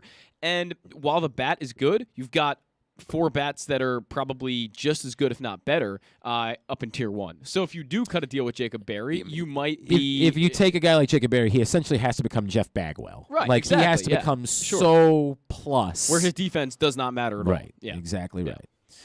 All right, when we come back in, we'll talk about the finals. We'll talk about a stunning fourth quarter from the Celtics last night. We will also talk about the stupid, I don't want to talk about it, but we'll talk about the stupid Diana Rossini thing. That is all coming up. Today's show, oh boy, also brought to you by your neighborhood Glory Days Grill, where you still have, I want to say, in the neighborhood of 10 days to take advantage of their spring seasonal menu. They extended it for you. Yes, you, Isaac. They extended it for you because they heard you hadn't been there yet.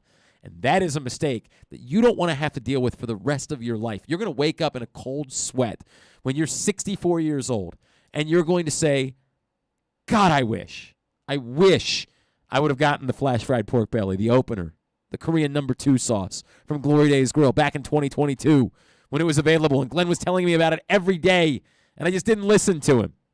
Do you want to have that on your conscience forever? Is that really the way that you want to live the rest of your life, thinking about it? I wouldn't. So I would go to Glory Days Grill or go to glorydaysgrill.com and put my order in.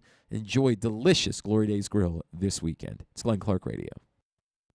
Sports fans, the wait is over. The all-new FanDuel Sportsbook is now open at Live Casino and Hotel in Hanover, Maryland. This is your chance to win big right in your own backyard. Bet on every sport with self-service kiosks and watch all of the action from the best seat in the house. Make every moment more at the all-new FanDuel Sportsbook at Live Casino and Hotel in Hanover. Please play responsibly. Gambling problem? Please call 1-800-GAMBLER or visit mdgamblinghelp.org. The biggest pro wrestling stars today and all time all have one thing in common. You've heard them on Jobbing Out. Matt and Nick Jackson, the Young Bucks. Thanks for having us, man. Appreciate it. The great Kurt Angle. Thanks for having me on the show. I appreciate it. Matt Riddle. Yeah, man. Thanks, man. The champ, Drew McIntyre. Oh, thank you for having me. The great Ron Simmons. Keith Lee. Appreciate you guys having me, man. Bill Goldberg. My pleasure. Charlotte. Thank you so much for having me. Mick Foley is with us. This is the greatest name for a wrestling show I've ever heard. MJF. I'm glad you're happy I'm on this show because I'm freaking miserable. Le champion. Chris Jericho. Le champion. AJ, Aaron, Brandon, and Glenn are talking pro wrestling every week on Jobbing Out. Find it at PressBoxOnline.com/radio, iTunes, and SoundCloud. Stan the Fan here, welcoming back one of my favorite sponsors, the Costas Inn. And everybody around Baltimore knows the Costas Inn is a great place to go and grab crabs, steaks, salads, soups, whatever's on your mind to eat in person. But did you know that the Costas Inn has upped their game? They are now one of the premier takeout places in Baltimore. Give them a call now to order your food, 410-477-1975. That's the Costas Inn, over 4100 North Point Boulevard. The latest edition of Press Box is available now. On the cover, Luke Jackson profiles Orioles catcher Adley Rutschman, diving into where his passion for baseball and for catching comes from and how he uses that passion to elevate those around him in the Orioles organization. Also inside, Bo Smolka takes a look at how the Ravens' 2021 draft picks can make progress in year 2, and Glenn Clark offers a very unique tribute to former rival Mike Krzyzewski that all Maryland fans can appreciate. Press Box is available for free at over 500 area locations, including 60 Royal Farm stores, and you can always find the entire edition, as well as the best daily coverage of the Orioles, Ravens, and Terps at PressBoxOnline.com. To follow the show on Instagram, it's just Glenn Clark Radio. And to follow the show on OnlyFans, wait, I don't think you're supposed to know about that one. Any hoodle, take it away, boys. The Nadal-Zverev semifinal match at the French Open has been insane. It started at 9 a.m. It's currently 11:25. Wow. They're in the second set. Nadal was down a break in the first set and then was down 6-2 in the tiebreaker, fought off 4 set points to win the first set tiebreaker. The first 4 games of the second set were all service breaks. I don't know what's going on. And it's killing me. The darkest timeline that exists within tennis is Alexander Zverev somehow defeating Rafael Nadal. Zverev, for those that don't know, there have been some pretty serious domestic abuse allegations that have been made against him. There's very little redeemable about him. Now, he's a hell of a tennis player, but until he beat Carlos Alcaraz in the quarterfinals, he had never beaten a top 10 player in a Grand Slam match. Interesting. So it's a dark, and then you have Rafael Nadal, who's looking to further separate himself and get to 22 Grand Slams won and be too clear of both Djokovic and Federer should he win this tournament. The darkest timeline is one where Zverev somehow defeats Nadal. Right now, they're on serve in the second set. Wild how Game 1 played out last night. Wild. Warriors leading comfortably a dynamic third quarter. They're up by as many as 15. They're up by 12 going into the fourth. And in a flash, I mean, before you could blink, the lead's gone. They end up losing by double digits. I've never seen anything like this. If you are someone that was a believer in the Celtics like Andrew Stecca, you got to be, over the moon. Them getting a game on the road and doing it on a night where Steph Curry was on his game. 34. Although 21 of them were in the first quarter. Like he had a killer first quarter and then was kind of pedestrian after Klay that Thompson, point. by the way, not make eight threes. So that he only has to do it once, but right. They have to win the series in order for that to matter. Yeah. The things that jump out at you if you're a believer in the Celtics are Jason Tatum didn't even play all that well last night, and yet they were able to win almost comfortably on the road. You'd say, hey, if this is what we can do when Jason Tatum doesn't play well, as long as Jason Tatum plays well, then Celtics are going to be fine. If you're someone who's a believer in the Warriors, they're still the Warriors.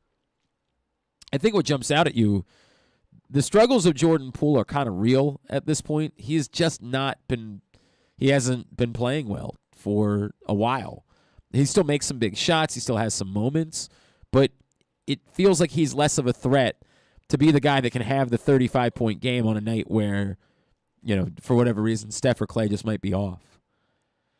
What jumped out at me most about Game 1 was Steve Kerr, who appears to be kind of a slave to the strategy and say, look, this is our plan with Steph Curry. This is what we're going to do, and the game situation be damned.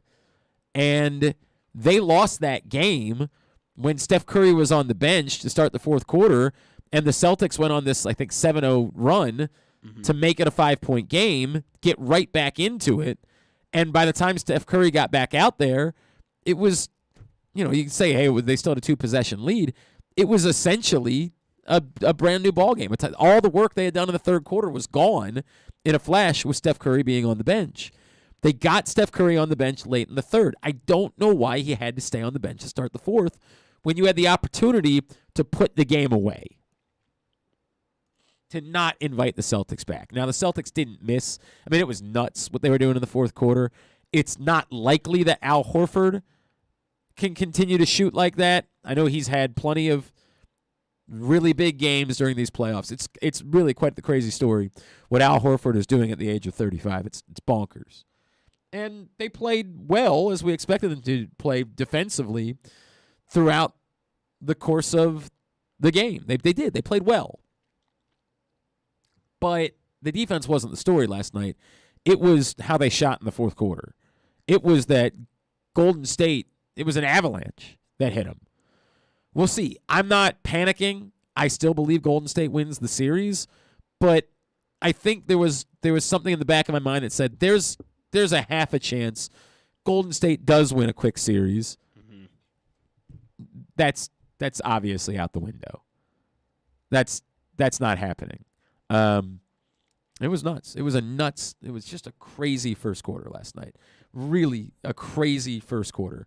Yeah, 40-16, points scored. I mean, that's insane. It's bonkers. Frankly, yeah. I mean, they didn't miss. White didn't miss. Horford didn't miss. The fact that Al Horford at his age is still dropping 26 points in an NBA Finals game, and I'm not a basketball guy. Like you don't know me as someone who knows a lot of basketball, and I truly do not. But I do know that Al Horford has been around for a very long time. Like I can remember watching at the NBA 10, 12 years ago and seeing Al Horford out there. Maybe not 12, but it was a long time ago. And the fact that he's still doing that at his age is it's bonkers. Insane. It's bonkers. Insane. There's no question about it. All right, now I just sent you. Let's try this again. I just sent you another link. Pull up your email. We'll try this again. There's no music playing, so we should be all right. We're good. We're good there. I don't want to talk. I really don't. I don't actually want to talk about this, but enough people are talking about it on social media that. It's a Ramey tweet. Oh well, Ramey. Well, but it's not about from him. He just happened to share this clip. He shared a clip from I think it's Get Up on ESPN. You ready? Sure, go ahead. We were showing that highlight rip of Lamar, and what did we see?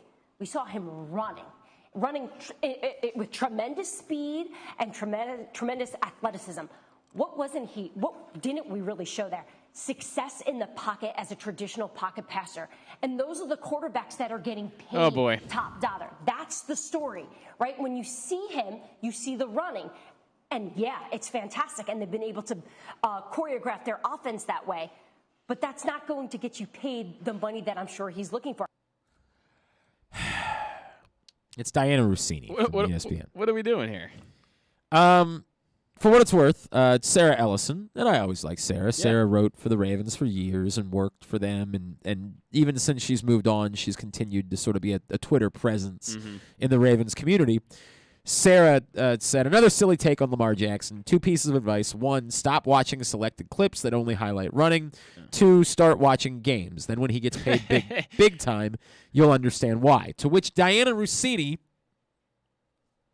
seems a little sensitive, found and decided to respond to, despite the fact that Sarah did not tag Diana Rossini. Real quick before you read this. I mean, it's just a known Hang fact. on. Let me get there. Okay. Let me get there. All right. Save it. Let me just do this. Diana Rossini responded, "Hi, Sarah.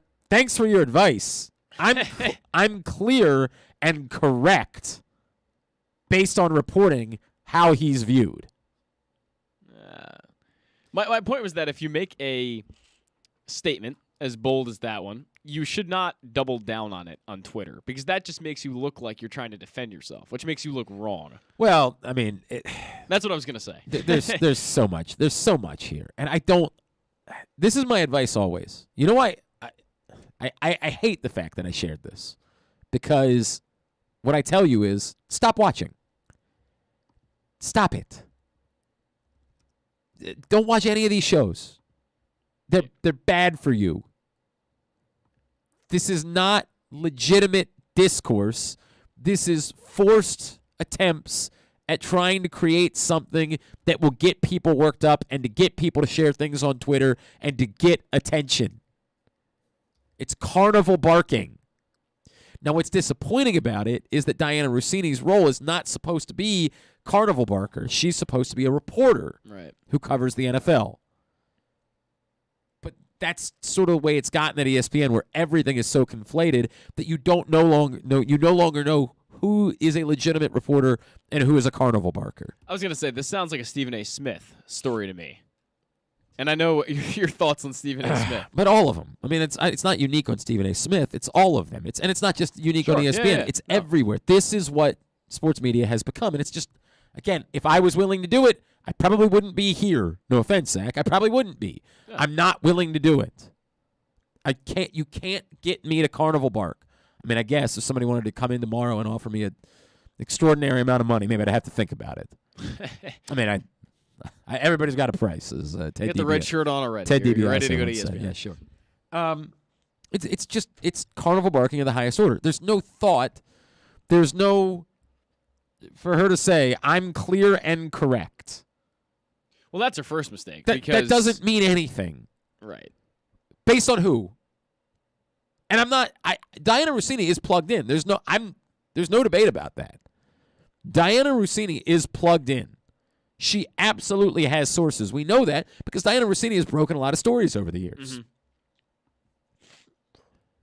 There might very well be multiple general managers who said to her, we wouldn't sign that guy.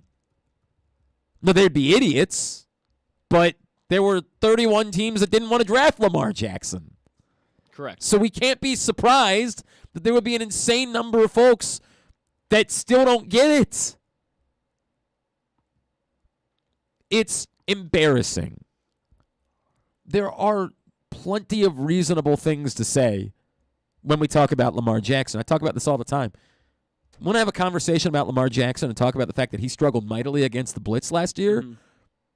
You can go find everything you need in order to have a legitimate conversation and back it up and say it's concerning. And if you believe that the Ravens shouldn't be in a rush to give him a Deshaun Watson type of deal because of his struggles against the blitz last year, that would be a very legitimate, fair discussion point that you could have a great deal of conversation back and forth and would be incredibly legitimate. Yeah. Doing the bit where all Lamar Jackson does is run, or he's just a runner, or any of that, all you're doing is showing your ass.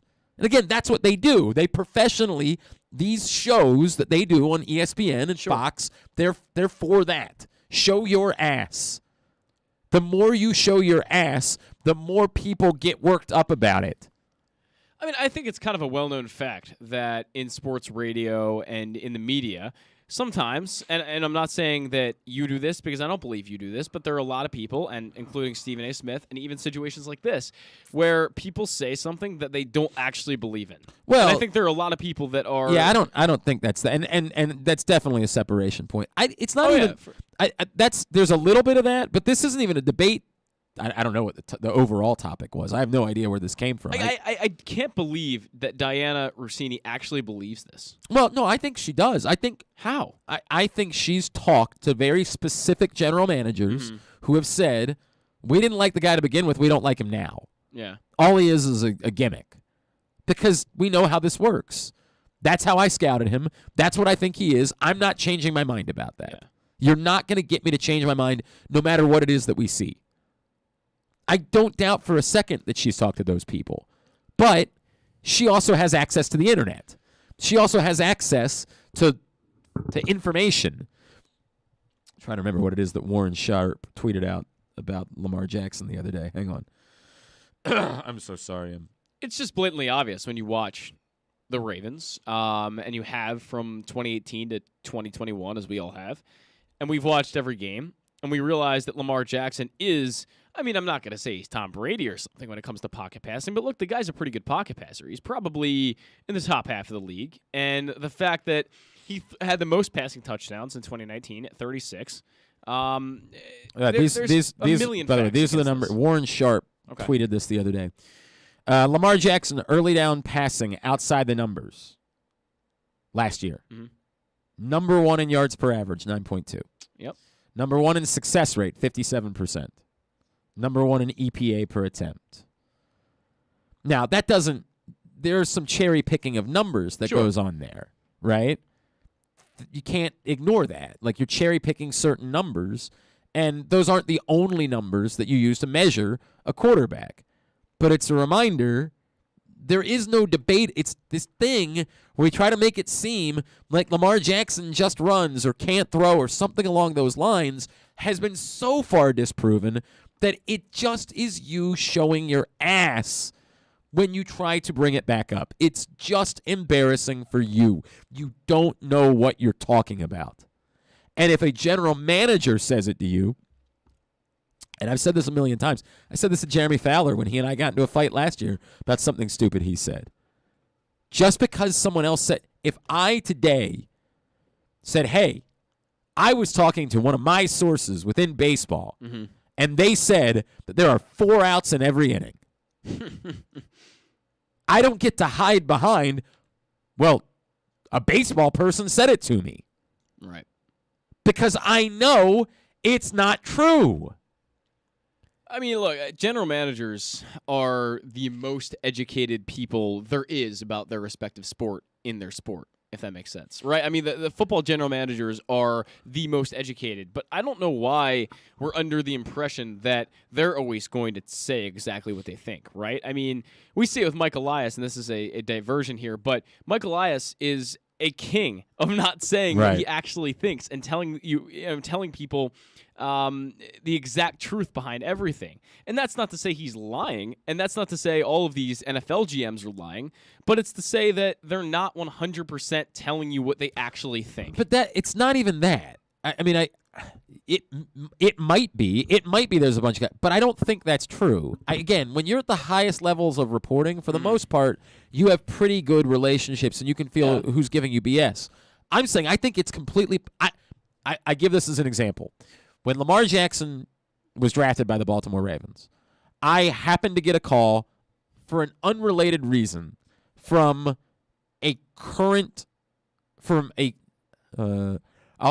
another head coach in the NFL. Okay. Not John Harbaugh. A different head coach in the NFL. It was for an unrelated reason that this person called me. We had the conversation that we had, and then at the end of the conversation, this person said to me, dude, what the F are they doing? We all laughed when they drafted Lamar. I couldn't believe it. I started getting texts from everyone else in the league that were like, these guys are nuts. That has existed. Those opinions have existed. Yeah. And there is something, it's very difficult for anyone who does this at a high level to simply say, I'm wrong. Or I was wrong. Yeah. Yeah. Oh, yeah. That's it. That's what it is. I don't doubt that Diana Rossini has spoken, whether it's general managers, coaches, whoever it is that her sources are, owners, that she's spoken to people who have that opinion. Well, I'd never pay that guy. I never would. That guy's a gimmick. It's not going to work. His running ability is going to go away.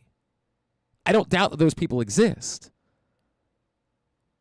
But if I'm Diana Rossini, I need to be able to think critically and say, well, yes, those opinions do exist. We also have these facts. Right. Right. It's evading facts. I need to tell you that here's what I've been told. Here's what I've heard.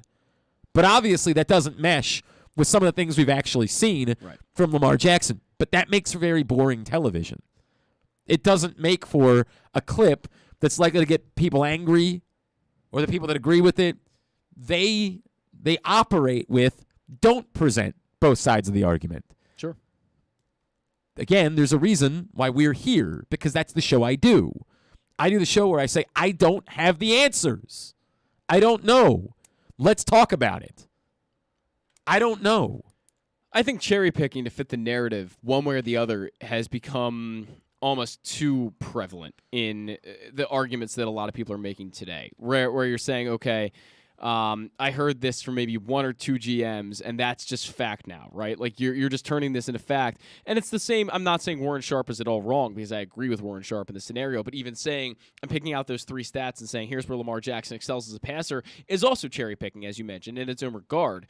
But I think we need to find the common ground between the middle of them, where we accept fact, but then we also accept what GMs have said, because they are an incredibly reputable source. And by the way, it might if one of the things that I brought up, right, is if the real problem with Lamar is that the reason why he's not negotiating is he was so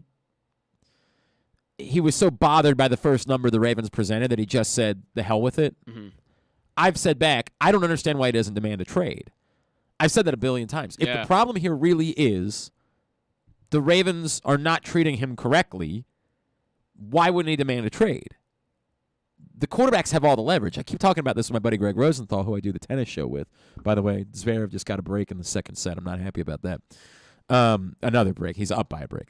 Greg Rosenthal says all the time, well, yeah, but you don't – he probably wants to be in Baltimore, doesn't want to rock the boat, and free agency presents the ultimate leverage, to which I have said eternally, the leverage is there now. Right. We have seen this. Deshaun Watson is proof. He was untouchable. He was in the worst negotiating situation anybody could possibly be in.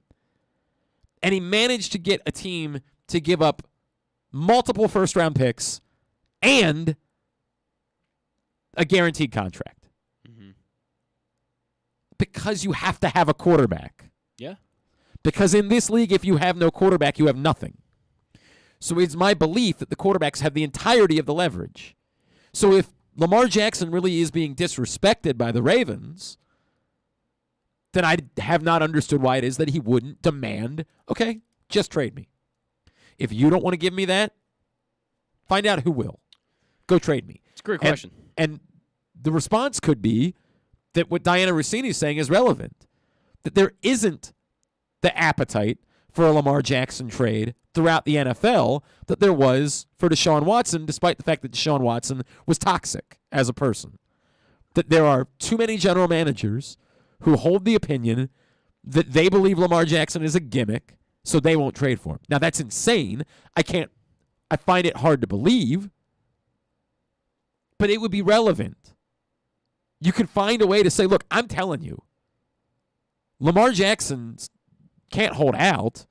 Lamar Jackson can't demand a trade because I'm talking to teams around the league. There is not a Deshaun Watson market for Lamar Jackson. I would think that would be nuts. If I was a fan of the Carolina Panthers, I'd be beside myself at the idea that the Carolina Panthers wouldn't be willing to step up to the plate to try to go get Lamar Jackson and should be available on the open market. But that's, again, not germane to the point. The point being, if that's true, then that's relevant. Right. Present that. But presenting, well, Lamar Jackson is just viewed as a running quarterback, you have the obligation to say, and that makes no sense. Because look at all of the evidence that we have to the contrary. And there's nothing wrong with saying, hey, we've got a concern about how Lamar Jackson played against the blitz, and we've got to figure out what's going on there. I mean, the Ravens do. The Ravens have to figure that out. Yeah.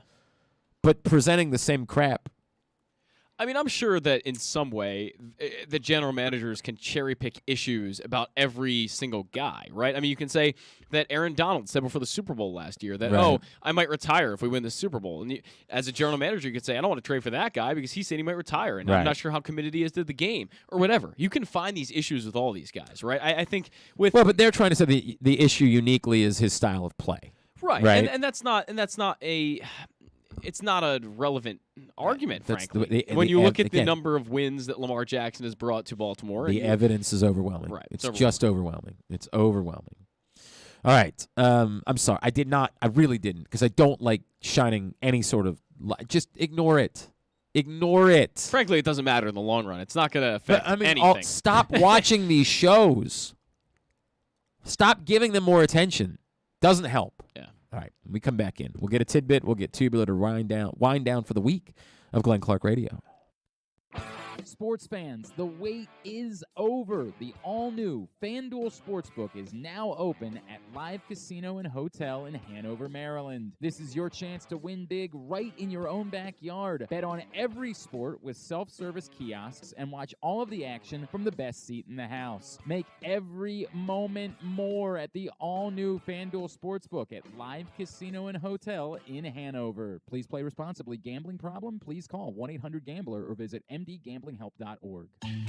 That first sip, that first bite, Start your day off right with a delicious breakfast at Royal Farms. Choose from a fantastic selection of fresh Royal Farms breakfast sandwiches and top it off with a rich hot cup of the freshest coffee in the world. At Royal Farms, breakfast is available day and night. It's the freshest breakfast in the world. Real fresh, real fast. Royal Farms. Baseball is back, and so is the spring seasonal menu at Glory Days Grill. Start with the opener, flash-fried pork belly with our popular Korean No. 2 sauce, and take a bite out of the Crunch Burger, topped with home run sauce, white American cheese, and house-made chips. It also features irresistible options like a baseball-cut sirloin with blue cheese, grilled shrimp with garlic butter, and a strawberry salmon salad. And then there's the closer, the Cracker Jack Sundae with a waffle, ice cream, and Cracker Jack. This menu will be gone at your neighborhood Glory Days Grill. GloryDaysGrill.com to find out more. Great food, good sports. The 2022 baseball season is in full swing, and the future is brighter than ever for your Baltimore Orioles. I'm Paul Valley. And I'm Zack Goodman. And together we bring you the Bat Around every Saturday from 10 a.m. to noon with everything you need to know about the Orioles and baseball as a whole. From veterans like Cedric Mullins, Austin Hayes, and Ryan Mountcastle, to young stars like Adley Rutschman, Grayson Rodriguez, and DL Hall. We've got you covered for every game, every pitch, and every debut. You can watch us at youtube.com/PressBoxOnline and Facebook.com/PressBoxSports, or you can listen at PressBoxOnline.com/radio. So join us live on the Bat Around every Saturday from 10 a.m. to noon right here at PressBox Sports. The Toyota Tacoma comes in a wide range of models and trim lines. You can choose the perfect Toyota to reflect your unique personality and driving habits. Check out buyatoyota.com for deals on new Tacomas from your local Toyota dealer today. It's statistically proven that the show sounds better if you're not wearing pants. Like me, right now. You're listening to Glenn Clark Radio. The latest edition of Press Box is available now. On the cover, Luke Jackson profiles Orioles catcher Adley Rutschman, diving into where his passion for catching and baseball came from, and how he uses that passion to elevate those around him in the Orioles organization. Also inside, Bo Smoke takes a look at how the Ravens' 2021 draft picks can make progress this season, and Glenn Clark offers a very unique tribute to former rival Mike Krzyzewski that all Maryland fans can appreciate. Press Box is available for free at over 500 area locations, including 60 Royal Farm stores, and you can always find the entire edition, as well as the best daily coverage of the Orioles, Ravens, and Terps at PressBoxOnline.com. And only about a week and a half left for you to get that print issue before it will come off newsstands, and we will have a new one that I'll wait till next week, and I'll tell you a little bit more about a very special issue of PressBox that'll be available here in June. All right, as we wind down for a Friday edition of the program, why don't we go ahead and get a tidbit? Tidbit of the day is brought to you by Simply the Bets. Simply the Bets every Tuesday morning at 11:40 a.m., which is brought to you by the FanDuel Sportsbook at Live Casino and Hotel. And if you missed yesterday, Weekend at Bookies, we do that every Thursday morning at 11:40 a.m. You can find yesterday's show wherever it is that you get your podcasts, or, of course, by going to youtube.com/PressBoxOnline. Every other Thursday morning for Weekend at Bookies, every Tuesday morning for Simply the Bets, 11:40 a.m., as we try to help you make some money. What you got today? So the Baltimore Orioles will face off against the Cleveland Guardians tonight. This is going to be the first series that they have faced off against in this season. The Orioles against the Cleveland Guardians all-time are 873 and 1,150. So they have a considerable losing record against the Cleveland Guardians all-time. But Glenn, I want to test your Cleveland Guardians knowledge. Oh, good. Your knowledge thank on you. the all-time greats of the Cleveland Great. Guardians. This is definitely right up my alley. I think you'll do okay. I went to an Orioles Guardians Indians game a couple years ago, and two of the funniest things I've ever I was telling you about. I went to the Christmas Story house. It was our friend Patrick Stevens, who joins us every Tuesday. He coerced me. Patrick is a bobblehead collector. Okay. And so he coerced me into a trip to Cincinnati and Cleveland by pointing out that the ATP Tour Cincinnati stop was the same weekend. Okay.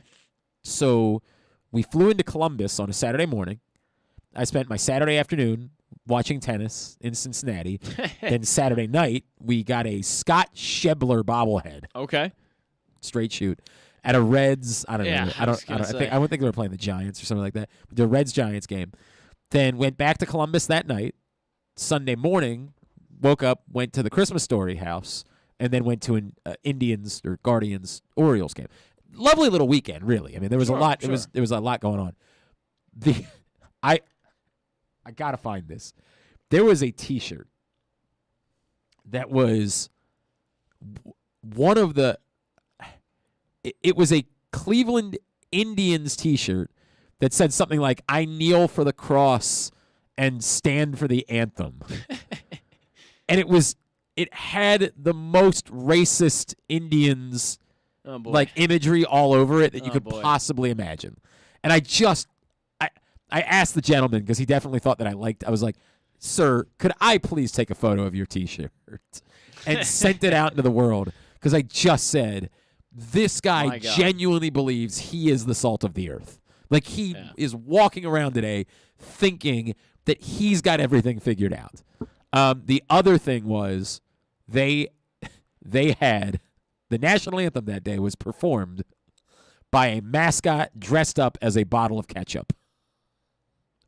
It was one of the top things I've ever seen in my entire life. Maybe that guy's going to be part of our trivia. Who knows? Who knows? I said, thankfully, this gentleman will not kneel for this very respectful performance of our national anthem by a guy dressed up as a bottle of ketchup. Wow. Yeah, it was a heck of a day. Wow. Anyway, sorry. Go ahead. All right, so let's see what you know.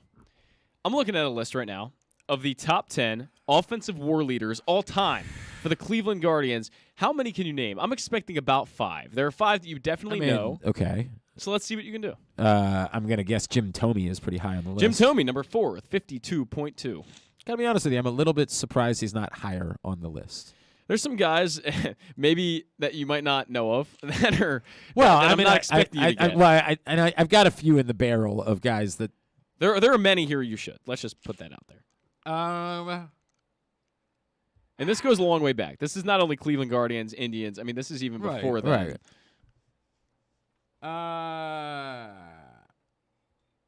I'm going to say Kenny Lofton is on the list. Kenny Lofton, number 8 at 38.8 WAR.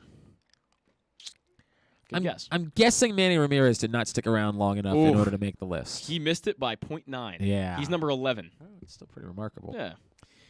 Has Jose Ramirez cracked the top 10? Sure has. He's number 10 at 34.7. All right. Now, those are is there anybody else recent? Yeah. No. Okay. We've got some 60s, 50s this is players where and things before. Get tricky. But there are multiple Hall of Famers on this list that you have not mentioned. Larry Doby. And I've got to pull up his number. He is at number 7 at 40.4. Nap LaJoy. Number 2, 68.5. You're doing good, Glenn. Doing good. I can't remember if he played in. This is the problem. There's somebody who I want to say, but I just don't remember if he played in Cleveland or not. That's why not? You can guess it. Rocky Colavito. He is not here. He might not have played in Cleveland. That might be the issue there. I don't know why. I've always associated him with Cleveland, and he just might not. Oh yeah, he is on here at 21.7. He's number 35 on this list. All right, so he did play in Cleveland. He did. I've got that going. He's tied with Asdrubal Cabrera. So for whatever it's worth. Yeah, Asdrubal Cabrera was a nice little player. Sure. Wasn't Rocky Colavito in the Hall of Fame? Let's check that out. He is not, but a 9-time All-Star. So that's a hell of a player. Maybe a snub. Yeah. 374. Well, I don't know if he's got the same WAR as Asdrubal Cabrera. Just for Cleveland, though. Just for Cleveland. Oh, and he was only in Cleveland for 5 years. So there you go. All right. Right. There's another one that I don't know if he was actually in Cleveland or not. There's a lot of Hall of Famers still left to get here. Great. Let's put that out there. Great. God. This is what I'm really struggling with is because it's from a while ago. Yes. I mean, one of them. There's a few of them I don't expect you to get. Great. I will say one of them is ultra famous, like ultra famous, like considered one of the better players of all time.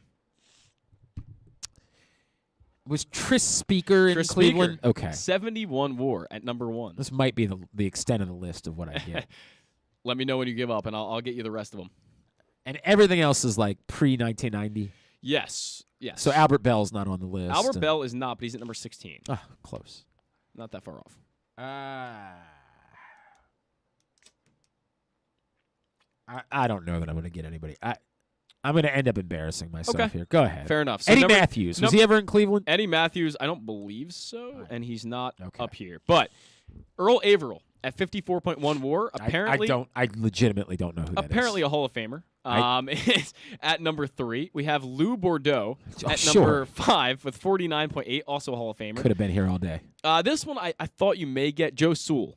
I thought you may get at 40.4 or 46.4, excuse me.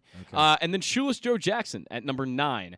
Played in Cleveland. I got to be honest with you. I did not know Shoeless Joe Jackson was ever in Cleveland. Yeah, I mean, I think everyone knows him as a Chicago White Sox because of, what he did. Obvious reasons. For obvious reasons. But yeah, was in Cleveland for 6 years. So not bad, Glenn. Not actually better than I expected. I did not expect you to get Knapp. That was a good one.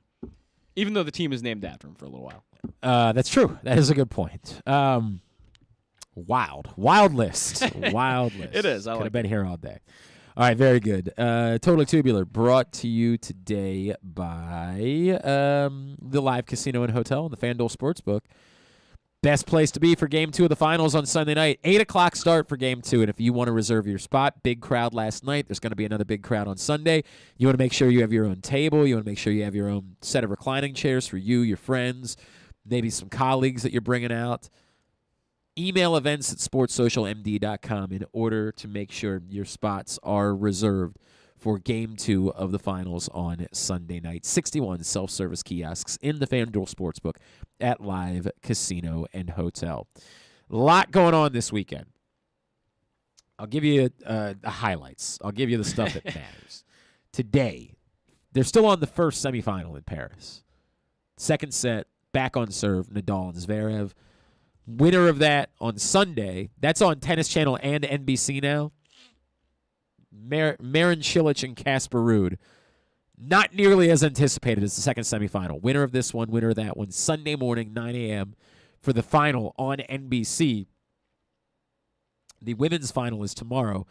Iga Swiatek and Coco Gauff, 9 a.m. on NBC.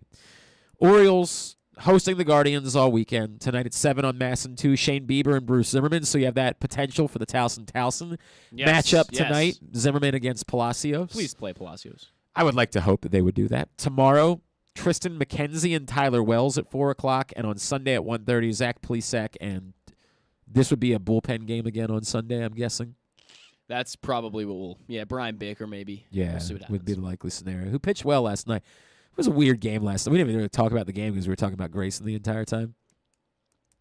Yeah, I'd rather not talk about it. Well, it's a bummer because they lost. But it was a wild game. Like, there was just a lot happening. There was. And the shift took away another one from our good friend Adley Rutschman. Yeah, that's tough. Well, that won't be an issue in the future, but it will not. This year it's going to continue to be an issue. All right, NCAA baseball tournament this afternoon, Coppin State, East Carolina at 1 on ESPN+. Then tonight, Maryland hosts LIU at 7. The tournament continues throughout the weekend. It's double elimination in all regionals, so I'll try to update it as much as possible, but there will be games tomorrow in College Park. Coppin State, even if they lose today, will get the opportunity to play another one to stay alive tomorrow as well. God, I am really just limping We're getting it. to the finish line. I am supposed to be the announcer for the Baltimore 10-miler tomorrow. Oof. Like, at some point, I'm going to have to call them and say... And that's like a long thing, right? This like is me. Yeah, hours. Yeah. I mean, like, it's a 5-hour event. Yeah. I'm going to have to call and say, look, I need you to know, this is... I don't want to show up tomorrow. I feel very bad about it. A friend, Booker Corrigan, wrote me into it. I just feel awful. NBA Finals Game 2, as I mentioned, Sunday night on ABC. Tonight, Game 2 of the Eastern Conference Finals in the NHL, Lightning Rangers at 8 o'clock on ESPN. Tomorrow on TNT, Game 3 of the Western Conference Finals between the Avalanche and Oilers at 8. And on Sunday, it's in the afternoon for Game 3 of the Eastern Conference Finals for the Rangers and Lightning on ESPN. All right. I don't know. I don't know if I can make it through anything else. Look, that's what matters. Everything else, go to GlennClarkRadio.com. Go ahead, give me some non-sports if you can find anything. I was going to say The Boys is back. I am excited about that on Amazon Prime. Video. That's right. We got the season 2 premiere of a show on Apple TV Plus called Physical tonight. I've never heard of that one. That's not a thing. But some people might like it. You never know. Nope. No chance. No one. On Saturday, we have a replay of Saturday Night Live, which is no fun. We don't share replays. No fun. And that's about it. There's not a lot good going on this I'm weekend. very excited about The Boys. Yeah, I mean... And people that have watched it already have said it's a very good... If you haven't watched The Boys, it is it's sort of like a superhero satire, Okay. but it's also a significant commentary about like the country. It is an incredible show. It is incredible. Excellent. If you like, what is her name? Aya Cash, I believe, is her name. Who's on? I'm not aware of who that is. She was on this show. Oh God. Oh, for God's sakes. Welcome to Flatch is the show that she's on currently on Fox, which is great, and I can't believe they picked it up for a second season because it just seems like a type of show that they give a chance to and then just say, nah, we're good. But they're giving it a second season. It's excellent. Okay. And she was in You're the Worst on FX, which was excellent. She's now part of the cast of The Boys. The Boys is really good. It really, really good. So I'm looking forward to that. There's a new episode of Barry as well. Oh, on HBO on on HBO Sunday, on Sunday. So there's that. I think people like that show. They do. It's not a show I've been able to spend time with, and I need to. I haven't either, but everybody raves about it. I was going to say, I've heard a lot of people talk about it. Got to get on that this summer. I finished Shoresy. I'm excited about it. I finished all 6 episodes of Shoresy. Glenn, have you seen Stranger Things yet? I have not yet. Man. I can't decide because I'm not in as much of a rush because they did the 2-part thing. Yeah, I don't love that. So because the second part is coming in July, I feel like I've got some time. Yeah. So I might go to The Boys first before I go to Stranger Things. I will watch it. I promise you that. Mm-hmm. And I will watch it before the second part of the season is on Netflix. But I might buy myself a little bit of time before I do watch it. It's like That's an all. 11 out of 10. It's that good. I'm excited about Incredible. it. Although I've said before, I prefer the coming of age part of Stranger Things to the sci-fi part of Stranger Things. Fair enough. And last season was almost entirely sci-fi and very little coming of age. The sci-fi is good. Mhm. It's just not my thing. I won't spoil anything for you, All right. so I'm not going to get into it. I would like But to be it's able great. I would like to be able to breathe again at some point. I really am struggling. Hey, thanks today to RJ Anderson from CBSSports.com. Thanks also to Terry Hasseltine, the executive director of Maryland Sports. We'll get it up in the greatest hits section of the Urchat. tab at GlennClarkRadio.com. Hey, Zach, thank you for all your help this week. I know it was a Glad tough to help. week. I know we had a lot of things go wrong, but appreciate all your help. You guys are going to be off tomorrow on the Bat Around, but Off back tomorrow. next Saturday. Yes. Bat Around, not tomorrow. Guys are off. Just a lot going on. Been a tough week. Next Saturday, the boys are back in town. Next Saturday, the boys are back. That's good for your congestion. Actually, going to that octave does help. Thank you to Zach. And you're on Twitter, of course, at ZGoodman20. Yes, sir. I figured it out. I know it now. That's awesome. I love it. Thanks to Griffin at Griffin_Bass. He's back with us on Monday. Thanks to Ryan at RexSpexRyan. Thanks to all of our great sponsors and partners, everybody at PressBox, as well as all the folks at Glory Days Grill, Royal Farms, the Baltimore Police, Grade 8's memorabilia, the FanDuel Sportsbook at Live Casino and Hotel, the Baltimore Orioles, your local Toyota dealer, buyatoyota.com. Follow us on Twitter and Instagram at Glenn Clark Radio. We'll see you on Monday. Hopefully I'll be able to talk again by that point. Rita and I on Sunday on 105.7 The Fan from 1 to 4. Who's joining us on Sunday? Dalen Hayes, the Baltimore Ravens, is joining us. And I believe Marvin Lewis is actually going to join us. Wow. I was trying to get him on when he was in town for the Ravens 30 for 30 thing. Mm-hmm. He couldn't do last week. So we just said it's always a good time to catch up with Marvin Lewis, so we'll catch up with him on Sunday. Love Marvin Lewis. And I think we're going to talk some NBA Finals with Monica McNutt from ESPN. So busy show on Sunday on 105.7 The Fan. All right, have a great weekend. Go Birds, go Maryland baseball, go Coppin baseball.